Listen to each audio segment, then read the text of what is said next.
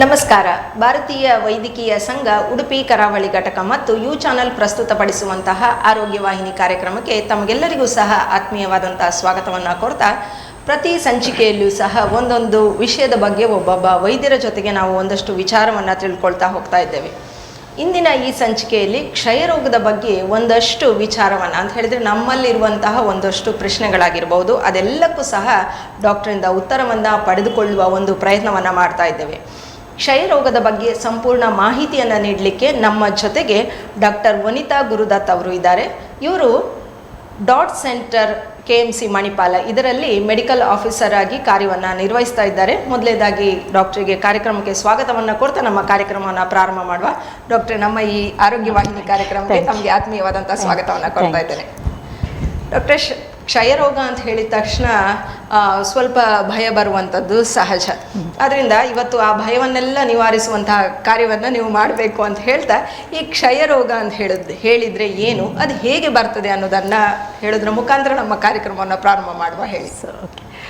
ನಮಸ್ತೆ ಎಲ್ಲರಿಗೂ. ಕ್ಷಯರೋಗ ಅಂದರೆ ಇದು ಆ್ಯಕ್ಚುಲಿ ಪ್ರಾಚೀನ ಕಾಲದಿಂದ ಬಂದಿರುವಂಥದ್ದು. ನೀವು ಹಿಸ್ಟ್ರಿ ನೋಡಿದರೆ 4000 ವರ್ಷ ಹಿಂದಿನಿಂದ ಇರುವಂಥದ್ದು. ಇದೇನು ಹೊಸದಲ್ಲ ನಮಗೆ. ಈಗ ಅದರ ಬಗ್ಗೆ ಭಯ ಅಂತೂ ಇದೆ. ಅದ್ರದ್ದು ಏನು ಹೇಳ್ತಾರೆ, ಅದ್ರ ಬಗ್ಗೆ ಜಾಗ್ರತೆ ಇನ್ನೂ ಬೇಕಿದೆ ಜನಕ್ಕೆ ಅಲ್ವಾ. ಸೊ ಕ್ಷಯರೋಗ ಅನ್ನುವಂಥದ್ದು ಇದೊಂದು ಬ್ಯಾಕ್ಟೀರಿಯಂ, ಮೈಕೋಬ್ಯಾಕ್ಟೀರಿಯಂ ಟ್ಯೂಬರ್ಕ್ಯುಲೋಸಿಸ್ ಅಂತ ಒಂದು ಬ್ಯಾಕ್ಟೀರಿಯಿಂದ ಬರುವಂಥದ್ದು. ಸೊ 1882 ಅಲ್ಲಿ ರಾಬರ್ಟ್ ಕಾಚ್ ಅಂತ ಒಬ್ಬ ವಿಜ್ಞಾನಿ ಈ ಬ್ಯಾಕ್ಟೀರಿಯನ್ ಕಂಡು ಹಿಡ್ದ. ಹಾಗಾಗಿ ಮಾರ್ಚ್ 24ಕ್ಕೆ ಅವ್ನು ಕಂಡು ಹಿಡಿದ್ರಿಂದ ಮಾರ್ಚ್ 24ಗೆ ನಾವು ವರ್ಲ್ಡ್ TB ಡೇ ಅಂತೇಳಿ ಆಚರಣೆ ಮಾಡ್ತಾ ಇದ್ದೀವಿ ಇವಾಗ. ಸೊ ಈ TB ಮೈಕೋಬ್ಯಾಕ್ಟೀರಿಯಂ ಇನ್ಫೆಕ್ಷನ್ ಬ್ಯಾಕ್ಟೀರಿಯಿಂದ ಬರುವಂಥದ್ದು. ಈ ಕಾಯಿಲೆ ನಾವು ಹೇಳ್ತೀವಿ TB ಕಾಯಿಲೆ ಅಂತ ಹೇಳಿ ಕರಿತೀರಿ ಜನ ಸಾಮಾನ್ಯರಲ್ಲಿ. ಅದು ಮೇನ್ಲಿ ಪಲ್ಮ್ ಅಂದರೆ ಶ್ವಾಸಕೋಶಕ್ಕೆ ಸಂಬಂಧಪಟ್ಟಿದ್ದು. ಅದು ಬಿಟ್ಟು ಶ್ವಾಸಕೋಶೇತರ ಅಂದರೆ ನಿಮ್ಮ ದೇಹದ ಉಗುರು ಮತ್ತೆ ಕೂದಲು ಬಿಟ್ಟು ಬೇರೆ ಎಲ್ಲ ಅಂಗಾಂಗಗಳಿಗೆ ಬರುವಂಥದ್ದು. ಎರಡೇ ಪಾರ್ಟ್ಸ್, ಉಗುರು ಮತ್ತೆ ಕೂದಲು ಬಿಟ್ಟು ಬೇರೆ ಎಲ್ಲ ಅಂಗಾಂಗಗಳಿಗೆ ಈ ಕಾಯಿಲೆ ಬರ್ತದೆ. ಸೊ ಹಾಗಾಗಿ ಇದೊಂದು ಬ್ಯಾಕ್ಟೀರಿಯಾ ಇರೋದ್ರಿಂದ ಇದು ಹೇಗೆ ಹರಡ್ತದೆ ನಿಮಗೆ? ಯೂಶಲಿ ಇದು ಒಬ್ಬ ರೋಗಿ TB ಬ್ಯಾಕ್ಟೀರಿಯಾ ಇರುವವರು ಕೆಮ್ಮಿದಾಗ, ಸೀನಿದಾಗ ಆ ತುಂತುರು ಹನಿಗಳು ಬರ್ತದಲ್ಲ, ಇದು ಗಾಳಿಯ ಮೂಲಕ ಒಬ್ಬರಿಂದ ಒಬ್ಬರಿಗೆ ಹರಡ್ತದೆ. ಸೊ ಇದು ಬೇಸಿಕ್ ಆಫ್ ಪಲ್ಮನರಿ ಅಥವಾ ಟ್ಯೂಬರ್ಕ್ಯುಲೋಸಿಸ್. ಸೊ ಈ TB ಬಗ್ಗೆ ಇನ್ನು ಹೋದಾಗ ನಾವು ನಮ್ಮ ಬಾಡಿ ಪಾರ್ಟ್ಸ್ ಮೇಲೆ ನಾವು ಡಿವೈಡ್ ಮಾಡ್ಕೊಂಡು ಹೋಗ್ತಾ ಇದ್ದೀವಿ. ಲಂಗ್ಸ್ ಒಳಗಡೆ ಲಂಗ್ಸಲ್ಲಿ ಇರುವಂಥದ್ದನ್ನು ಪಲ್ಮನರಿ TB ಅಂತ ಹೇಳ್ತೀವಿ, ಶ್ವಾಸಕೋಶದ TB. ಅದು ಲಂಗ್ಸ್ಗಿಂದ ಹೊರಗೆ ಬಂದರೆ ಬೇರೆ ಇತರ ಪಾರ್ಟ್ಸ್ ಆಫ್ ಬಾಡಿಯಲ್ಲಿದ್ದರೆ ಶ್ವಾಸಕೋಶೇತರ TB ಅಂತ ಹೇಳ್ತೀವಿ. ಸೊ ಯಾವುದೇ ಈಗ ಕಫದಲ್ಲಿ ಬಂತಂತ ಹೇಳಿದರೆ ಅದು ಶ್ವಾಸಕೋಶದ TB ಆಗ್ತದೆ. ಶ್ವಾಸಕೋಶೇತರ TB ನಾ ಹೇಳಿದ್ನಲ್ಲ, ಅವೆರಡು ಪಾರ್ಟ್ ಬಿಟ್ಟು ಎಲ್ಲಿ ಸಹ ಆಗ್ಬೋದು, ನಿಮ್ಮ ದೇಹದ ಎಲ್ಲಿ ಸಹ ಆಗ್ಬೋದು, ಬೋನ್, ಜಾಯಿಂಟ್. ಹಾಂ. ಸೊ ಈಗ ನಾವು ಇದನ್ನೀಗ ಮೇನ್ಲಿ ನಮ್ಮ ಏನು ಹೇಳ್ತೀವಿ, ನಮ್ಮ ಪ್ರೋಗ್ರಾಮ್ ಒಂದಿದೆ, NTP programme, national TB elimination programme ಅಂತ. ಇದು ಸೆಂಟ್ರಲ್ ಗೌರ್ಮೆಂಟ್ ಅಂಡರಲ್ಲಿ ಬರೋದ್ರಿಂದ ಈ ಪ್ರೋಗ್ರಾಮಲ್ಲಿ ನಮಗೊಂದು ಗೈಡ್ಲೈನ್ಸ್ ಇದೆ ನಮ್ಮದೇ ಆದ. ಫಸ್ಟು ನಮ್ಮದೊಂದು ಎಪಿಡೆಮಿಕಲ್ ಟ್ರಯಡ್. ಹೇಗಂತ ಹೇಳಿದೆ, ಡಿಟೆಕ್ಟ್ ಮಾಡಲಿಕ್ಕೆ, ಟ್ರೀಟ್ ಆ್ಯಂಡ್ ಪ್ರಿವೆಂಟ್. ಆ ಟ್ರಯಡ್ ನೋಡುವಾಗ detect, treat and prevent. First ನಾವು ಡಿಟೆಕ್ಷನಿಗೆ ಬರುವ. ಸೊ ಡಿಟೆಕ್ಷನ್ ಬರುವಾಗ ಈಗ ಅದು ರೋಗ ಲಕ್ಷಣಗಳ ಮೇಲೆ ಹೋಗ್ತದೆ. TB ಇದಾದ ಸಾಮಾನ್ಯ ರೋಗ ಲಕ್ಷಣಗಳು, ಕೆಮ್ಮು ಫಸ್ಟು, ಕೆಮ್ಮು, ಕಫ ಸತತ 2 ವಾರಕ್ಕಿಂತ ಹೆಚ್ಚಿರುವಂಥದ್ದು. ಆಮೇಲೆ ಜ್ವರ, 2 ವಾರಕ್ಕಿಂತ ಹೆಚ್ಚು ಜ್ವರ ಬರುವುದು, ಹಸಿವು ಆಗದೇ ಇರುವಂಥದ್ದು, ಸಂಜೆ ಹೊತ್ತಿಗೆ ಬೆವರು ಬರುವಂಥದ್ದು, evening rise of temperature, weight ತೂಕ ಕಡಿಮೆ ಆಗುವಂಥದ್ದು, ಆಮೇಲೆ ಕಫದಲ್ಲಿ ಬ್ಲಡ್, ರಕ್ತ ಬರುವಂಥದ್ದು. ಇದೆಲ್ಲ ಸಾಮಾನ್ಯವಾದ ಲಕ್ಷಣಗಳು TB ಕಾಯಿಲೆಯಲ್ಲಿ. ಈಗ ನೀವು ಹೇಳಿದ್ರಿ, ಲಕ್ಷಣವನ್ನ ಹೇಳಿದ್ರಿ. ಈಗ TB ಕಾಯಿಲೆ ಬಂದಂತಹ ಪ್ರತಿಯೊಬ್ಬ ರೋಗಿಗೂ ಸಹ ಎಲ್ಲಾ ಲಕ್ಷಣಗಳು ಇರ್ತದ ಅಥವಾ ಇದರಲ್ಲಿ ಯಾವುದಾದ್ರೂ ಒಂದು ಲಕ್ಷಣ ಇರ್ಬೋದು. ನೀವು ಈಗ ಲಕ್ಷಣ ಹೇಳುವಾಗ 2 ಎಂಟಿಟಿ ಇದೆ, ನಾನು ಮತ್ತೆ ಹೋಗ್ತೀನಿ. ನಾವೀಗ ಖಾಲಿ ಡಿಸೀಸ್ ಬಗ್ಗೆ, TB ಕಾಯಿಲೆ ಬಗ್ಗೆ ಮಾತಾಡೋದು. ಇನ್ನೂ ಒಂದಿದೆ TB ಇನ್ಫೆಕ್ಷನ್ ಅಂತ. ಕಾಯಿಲೆ ಬೇರೆ, ಇನ್ಫೆಕ್ಷನ್ ಬೇರೆ. ಇನ್ಫೆಕ್ಷನ್ ನಿಮ್ಗೂ ನಮಗೂ ದೇಹದಲ್ಲಿ ಬ್ಯಾಕ್ಟೀರಿಯಾ ಇರ್ಬೋದು, ಬಟ್ ನಮ್ಗೆ ಸಿಂಪ್ಟಮ್ಸ್ ಇರಲ್ಲ, ಆಯ್ತಾ? ಅದಕ್ಕೆ ಇನ್ಫೆಕ್ಷನ್ ಅಂತ ಹೇಳ್ತೀವಿ. ಡಿಸೀಸ್ ಹೇಳುವಾಗ ನಮ್ಮ ಹತ್ರ ಸಿಂಪ್ಟಮ್ಸ್ ಬಂದಾಗಿದೆ. ಸೊ ಏನಾಗ್ತದೆ ಪಲ್ಮನರಿ, ಇದು ನಾವು ಬೇಸಿಕ್ಲಿ ಪಲ್ಮನರಿ ಇಂಥ ಸಿಂಪ್ಟಮ್ಸ್ ಪ್ರಿಸಂಪ್ಟಿವ್ ಟಿ ಬಿ ಅಂತ ಇಂಥ ಸಿಂಪ್ಟಮ್ಸ್ ಇರುವಾಗೆ ಮ್ಯಾಂಡ್ರೇಟರಿ ಆಗಿ ಕಫ ಟೆಸ್ಟ್ ಕೊಡಿ ಅಂತ ಹೇಳ್ತೀವಿ. ಇದು ಲಂಗ್ಸ್ ಅಂದ್ರೆ ಶ್ವಾಸಕೋಶದ ಟಿ ಬಿಗೆ ಸಂಬಂಧಪಟ್ಟಿದ್ದು. ಅದು ಬಿಟ್ಟು ಶ್ವಾಸಕೋಶೇತರ ಟಿ ಬಿ ಅಂದ್ರೆ ಆರ್ಗನ್ ಆಗಿ ಸ್ಪೆಸಿಫಿಕ್, ಈಗ ಕುತ್ತಿಗೆಯಲ್ಲಿ ಗರಳೆ ಹೇಳ್ತೀವಿ, ಸ್ವೆಲ್ಲಿಂಗ್ ಆಗ್ತದೆ ನೋಡಿದಿರಲ್ಲ, ಕುತ್ತಿಗೆ ನೆಕ್ ಸ್ವೆಲ್ಲಿಂಗ್, ಲಿಂಫ್ ನೋಡ್ ಎನ್ಲಾರ್ಜ್ಮೆಂಟ್, ಬೋನ್ ಅಲ್ಲಿ ಟಿ ಬಿ ಇದ್ದಾಗ ಅವರಿಗೆ ಬ್ಯಾಕ್ ಪೈನ್ ಬರ್ತದೆ. ಟಿ ಬಿ ಮೆನಿಂಜೈಟಿಸ್ ಅಂದ್ರೆ ಅನ್ಕಾನ್ಶಿಯಸ್ ಆಗ್ತಾರೆ ಅವರು, ಅವರಿಗೆ ಅಂದ್ರೆ ಇದು ತಲೆ ಸುತ್ತು ಬರುವಂತದ್ದು. ಹಾಗೆ ಅದು ಟಿ ಬಿ ಮೆನಿಂಜೈಟ್ ಬ್ರೈನ್ ಅಲ್ಲಿ ಇರುವಾಗ ತಲೆನೋವು ಬರುವಂತ, ತಲೆ ಸುತ್ತು ಬರುವಂತದ್ದು. ಇದೆಲ್ಲ ಅಂದ್ರೆ ಆರ್ಗನ್ ಸ್ಪೆಸಿಫಿಕ್ ಆಗಿ ಇರ್ತದೆ, ಅದಕ್ಕೆ ತಕ್ಕ ಸಿಂಪ್ಟಮ್ಸ್ ಇರ್ತದೆ. ಹೊಟ್ಟೆಯಲ್ಲಿದೆ ಹೊಟ್ಟೆ ನೋವು ಬರುವಂತದ್ದು, ಜಾಯಿಂಟ್ ಅಲ್ಲಿ ಇರುವಾಗ ಜಾಯಿಂಟ್ ಪೇನ್ ಇರ್ತದೆ, ಬೋನ್ ಅಲ್ಲಿ ಬೋನ್ ಪೇನ್ ಇರ್ತದೆ, ಆರ್ಗನ್ ಸ್ಪೆಸಿಫಿಕ್ ಆಗಿ ಇರ್ತದೆ. ಅದ್ರ ಜೊತೆಗೆ ಇದೆಲ್ಲ ಸಾಮಾನ್ಯವಾಗಿ ನಾ ಹೇಳಿದ್ನಲ್ಲ, ತೂಕ ಇಳಿಕೆ ಇರುವಂತದ್ದು, ಸಂಜೆ ಜ್ವರ ಬರುವಂತದ್ದು, ಬೆವರು ಬರುವಂತದ್ದು, ಜ್ವರ ಜಾಸ್ತಿ ಇರುವಂತದ್ದು 2 ವಾರಕ್ಕಿಂತ ಜಾಸ್ತಿ, ಇದೆಲ್ಲ ಮೇನ್ ಲಕ್ಷಣಗಳು ಇರ್ತದೆ. ಅದೇ ಈಗ ಈ ಲಕ್ಷಣಗಳು ಇರುವ ಪೇಷಂಟ್ಗಳಿಗೆ ಅಥವಾ ವ್ಯಕ್ತಿಗಳಿಗೆ ನಾವು ಖಂಡಿತವಾಗಿ ಟಿ ಬಿ ಟೆಸ್ಟ್ ಅನ್ನು ಮಾಡಬೇಕಾಗ್ತದೆ. First detection. ಸೊ ಆಲ್ ಇದ ಪ್ರಿಸಂಪ್ಟಿವ್ ಕೇಸಸ್ ಯಾರೇ ಡಾಕ್ಟರ್ ಹತ್ರ ಬಳಿ ಬಂದಾಗ ಅವರನ್ನು ಬೇಸಿಕ್ ಆಗಿ ಟಿ ಬಿ ಟೆಸ್ಟ್ಗೆ ಕಳಿಸ್ಬೇಕಾಗ್ತದೆ. ಸೊ ಟಿ ಬಿ ಕಂಡುಹಿಡಿಯುವ ವಿಧಾನಗಳು ಅದಕ್ಕಿಂತ ಮುಂಚೆ ನಾವು ಇದ್ರದ್ದು ಇದ್ರದ ಪ್ರಬಲತೆ ಬಗ್ಗೆ ಹೋಗ್ಬೇಕಂತ ಹೇಳಿದ್ರೆ, ಈಗ 2024 ಗೈಡ್ಲೈನ್ ನಾವು ಲಾಸ್ಟ್ ಇಯರ್ ನೋಡಿದಾಗ 2.8 ಮಿಲಿಯನ್ ಕೇಸ್ ಭಾರತದಲ್ಲಿ ಇತ್ತು. ಅಂದ್ರೆ ನಾವು ಗ್ಲೋಬಲಿ ಅಷ್ಟು 2.8 ಮಿಲಿಯನ್ ಕೇಸ್. ನೀವು ಎಲ್ಲೂ ಬೇಡ, ನಮ್ಮ ಕರ್ನಾಟಕಕ್ಕೆ last 2024 78,000 case new cases diagnosis ಆಗಿತ್ತು. ನಮ್ಮ ಉಡುಪಿಯಲ್ಲೇ 1200 ಕೇಸಸ್ ನ್ಯೂ ಕೇಸಸ್ ಎಲ್ಲ ಇದೆ. ಸೊ ಅಷ್ಟು ಕೇಸ್ ನಾವಿನ್ನೂ ಡಿಟೆಕ್ಟ್ ಮಾಡ್ತೇವೆ. ಯಾಕಂದ್ರೆ ಡಿಟೆಕ್ಷನ್ ಮುಂಚೆ ಏನಾಗ್ತಿತ್ತು, ಟಿ ಬಿನ ನಾವು ಡಿಟೆಕ್ಟ್ ಮಾಡ್ತಿರ್ಲ ಇತ್ತು. ಈಗ ಡಿಟೆಕ್ಷನ್ನು ತುಂಬ ಒಳ್ಳೆ ರೀತಿಯಲ್ಲಿ ಆಗ್ತಾ ಇದೆ. ಜಾಸ್ತಿ ಜನರಿಗೆ ಅದ್ರ ಬಗ್ಗೆ ಮನವರಿಕೆ ಬಂದು ಡಾಕ್ಟರ್ಸ್ ಆಗಲಿ ಎಲ್ಲ ಹೆಲ್ತ್ ಸೆಕ್ಟರಲ್ಲಿ ಟಿ ಬಿ ಡಿಟೆಕ್ಷನ್ ಜಾಸ್ತಿ ಆಗಿದೆ. ಅಂದರೆ ಕೇಸ್ ಇನ್ನೂ ಜಾಸ್ತಿ ಆಗ್ತಾನೇ ಇದೆ, ಟಿ ಬಿ ಕೇಸ್ ನಮ್ಮಲ್ಲಿ ಜಾಸ್ತಿ ಕಂಡುಹಿಡಿತಾನೆ ಇದ್ದೀವಿ ಇನ್ನು. ಸೊ ಈಗ ಈ ಸಿಂಪ್ಟಮ್ಸ್ ಬಂದಾಗ ನಮ್ಮ ಬಳಿ ಬರ್ತಾರೆ ರೋಗಿ. ಬಂದಾಗ ಕಫದಲ್ಲಿ ಈ ಥರ ಕೆಮ್ಮ ಕಂಟಿನ್ಯೂಸ್ ಇರೋದ್ರಿಂದ ನಾವು ಕಫ ಪರೀಕ್ಷೆಗೆ ಫಸ್ಟ್ ಹಾಕ್ತೀವಿ. ಸೊ ಕಫ ಪರೀಕ್ಷೆ ಕಳಿಸುವಾಗ ನಮ್ಮಲ್ಲಿ ಈಗ ಮುಂಚೆ ಖಾಲಿ ಕಫವನ್ನು ಸ್ಪೂಟಮ್ ಟೆಸ್ಟ್ ಅಂತ ಹೇಳಿ 2 ಟೆಸ್ಟಿಗೆ ಕಳಿಸ್ತಾ ಇದ್ವಿ, ಮೈಕ್ರೋಸ್ಕೋಪಿ ಅಂತ.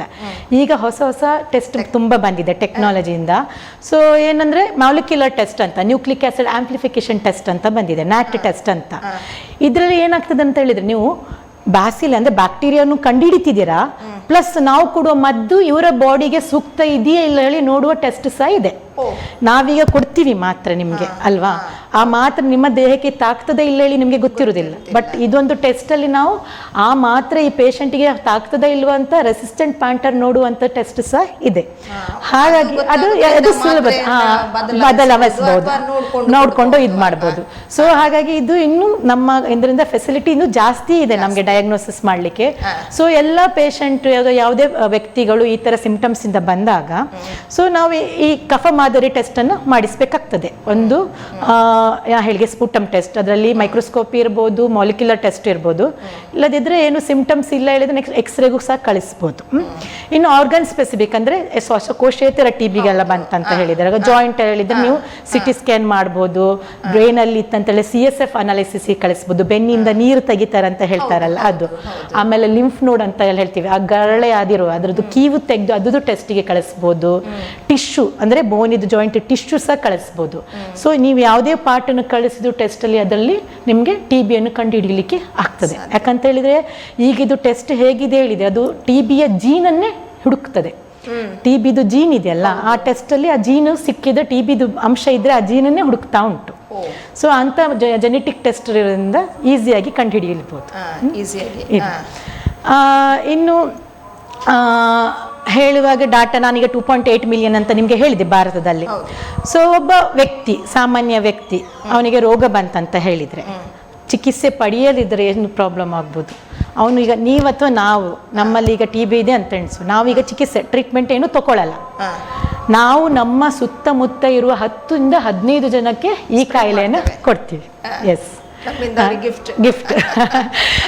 ಸೊ ಯಾಕಂತ ಹೇಳಿದ್ರೆ ಇದು ಗಾಳಿ, ನಾನು ಹೇಳಿದ್ನಲ್ಲ, ಗಾಳಿಯ ಮೂಲಕ ಅಂದ್ರೆ ಖಾಲಿ ಶ್ವಾಸಕೋಶದ TB ಮಾತ್ರ ಗಾಳಿಯ ಮೂಲಕ ಹೋಗ್ತದೆ. ಈಗ ಆರ್ಗನ್ ಬೆನ್ನಲ್ಲಿ ನೀರಲ್ಲಿ ಇತ್ತಂತ ಹೇಳಿದ್ರೆ ಅದರಲ್ಲಿ ಅವರ ವ್ಯಕ್ತಿಯಲ್ಲೇ ಇರ್ತದೆ. ಶ್ವಾಸಕೋಶದ TB ಕಫ ಕೆಮ್ಮಿದಾಗ ಸೀನಿದಾಗ ಏನ್ ಹನಿ ಬೀಳ್ತದಲ್ಲ, ಅದು ಗಾಳಿಯ ಮೂಲಕ ಸ್ಪ್ರೆಡ್ ಆಗ್ತದೆ. ಅದು ಒಂದೇ ಕಾರಣ ಹೇಳಬೇಕು, ಮುಂಚೆ TB ಬಗ್ಗೆ ತುಂಬಾ ಸ್ಟಿಗ್ಮಾ ಇರ್ತಿತ್ತು. ಜನ ಭಯ ಪಡ್ತಿದ್ರು, ಇವ್ರು ನಂಗೆ TB ಬಂತಂದ್ರೆ ಇವ್ರು ನನ್ನನ್ನ ದೂರ ಇಡ್ತಾರ, ಹತ್ತಿರ ಬಿಡ್ತಾರ ಅಂತ. ಆ ಸ್ಟಿಗ್ಮಾ ಎಲ್ಲ ತೆಗಿಲಿಕ್ಕೋಸ್ಕರನೇ ನಾವು ಇವತ್ತು TB ಬಗ್ಗೆ ಜಾಸ್ತಿ ಮಾತಾಡ್ಬೇಕಾಗಿದೆ. ಯಾಕಂತ ಹೇಳಿದ್ರೆ ಎಲ್ಲ ಮನುಷ್ಯನಿಗೆ ಒಂದು ಏಜ್ ಬಂದಾಗ ಕಾಯಿಲೆ ಬರುವಂತದ್ದೇ ಅಲ್ವಾ. ಶುಗರ್ ಬರ್ತದೆ, BP ಬರ್ತದೆ, ಈಗಂತೂ ಈಗ ಯಂಗ್ ಏಜ್ ಅಲ್ಲೇ ಬರ್ತಾ ಉಂಟು. ಸೊ ನೀವು ಹೇಗೆ diabetes, BP, hypertension normally ಕಾಯಿಲೆ ಅಂತ ಒಪ್ಕೊಂಡಿದ್ದೀರಾ, ಇದನ್ನು ಸಹ ಹಾಗೆ ಒಪ್ಕೊಳ್ಬೇಕಾಗ್ತದೆ. ಯಾಕಂತ ಹೇಳಿದ್ರೆ ಇದಕ್ಕೆ ಟ್ರೀಟ್ಮೆಂಟ್ ಇದೆ. ಮುಂಚೆ ಏನು ಒಂದು ಟೈಮಲ್ಲಿ ಇರ್ತಿತ್ತು, ಟ್ರೀಟ್ಮೆಂಟ್ ಇರ್ಲಿಲ್ಲ, ಮೆಡಿಸಿನ್ ಇಲ್ಲ, ಗುಣ ಆಗ್ತದ ಅಂತ. ಈಗ ಎಲ್ಲ ಇದೆ.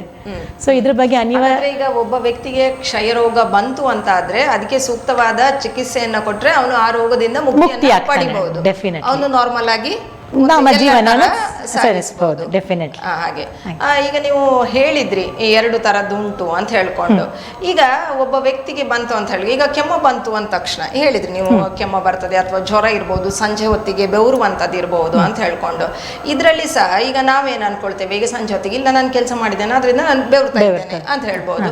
ಇನ್ನು ಕೆಮ್ಮು ಅಂತ ಹೇಳಿದ್ರೆ ಇವಾಗ ಹೇಗಿದ್ರು ವಾತಾವರಣ ಅಂತ ಹೇಳಿದ್ರು ಡಸ್ಟ್ ಇರ್ತದೆ, ಅದರಿಂದ ಕೆಮ್ತಿದ್ದೇನೆ ಅಂತ ಹೇಳ್ಕೊಂಡು. ಯಾಕಂದ್ರೆ ಇದು ಜನಸಾಮಾನ್ಯರಲ್ಲಿ ಇರುವಂಥದ್ದು, ಹೇಳ್ತಾರೆ, ಅದನ್ನ ಅವಾಯ್ಡ್ ಮಾಡ್ತಾ ಮಾಡ್ತಾ ಮಾಡ್ತಾ ಹೋಗ್ತಾರೆ.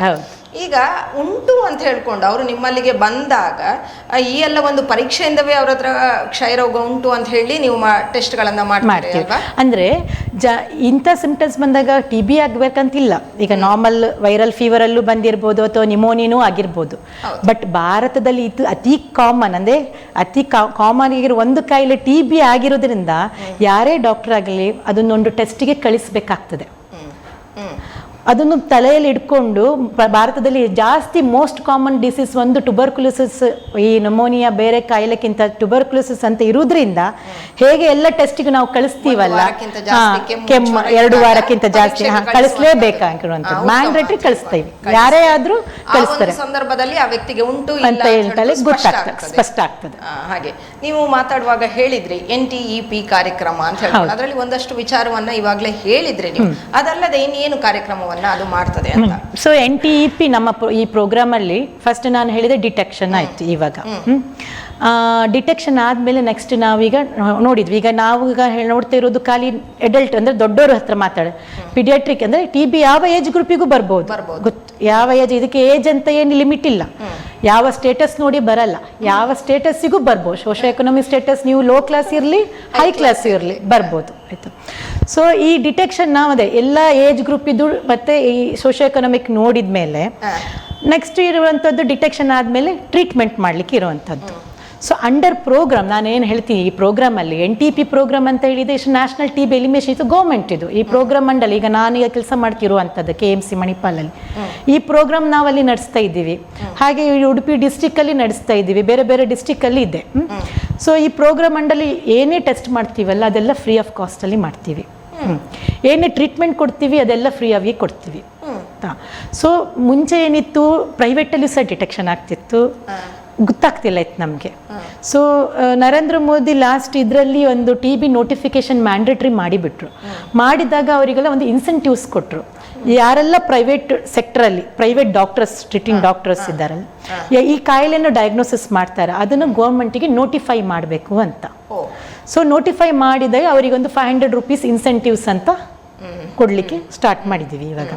ಸೊ ಅದ್ರ ಮೇಲೆ ನಮಗೆ ಜಾಸ್ತಿ ಎಲ್ಲ ಕಡೆಯಿಂದ ಮಿಸ್ ಆಗಲ್ಲ ಕೇಸ್ ನೋಟಿಫಿಕೇಶನ್ ನಂಬರ್ಸ್. ನಾವು ಹೇಳ್ತೀವಲ್ಲ ಸ್ಟ್ಯಾಟಿಸ್ಟಿಕ್ಸ್ ಎಷ್ಟು ಇಂಪಾರ್ಟೆಂಟ್ ಹೇಳಿದ್ರೆ, ಕೆಲವೊಂದ್ಸಲ ನಮ್ಮ ಕಂಟ್ರಿಯಲ್ಲಿ ಏನು ಆಗ್ತದೆ ನಮಗೆ ಕರೆಕ್ಟ್ ಗೊತ್ತಿರಲ್ಲ, ಯಾಕಂದ್ರೆ ನಾವು ಆ ನಂಬರ್ಸು ಕರೆಕ್ಟ್ ತೋರಿಸ್ಲಿಲ್ಲದಿದ್ರೆ.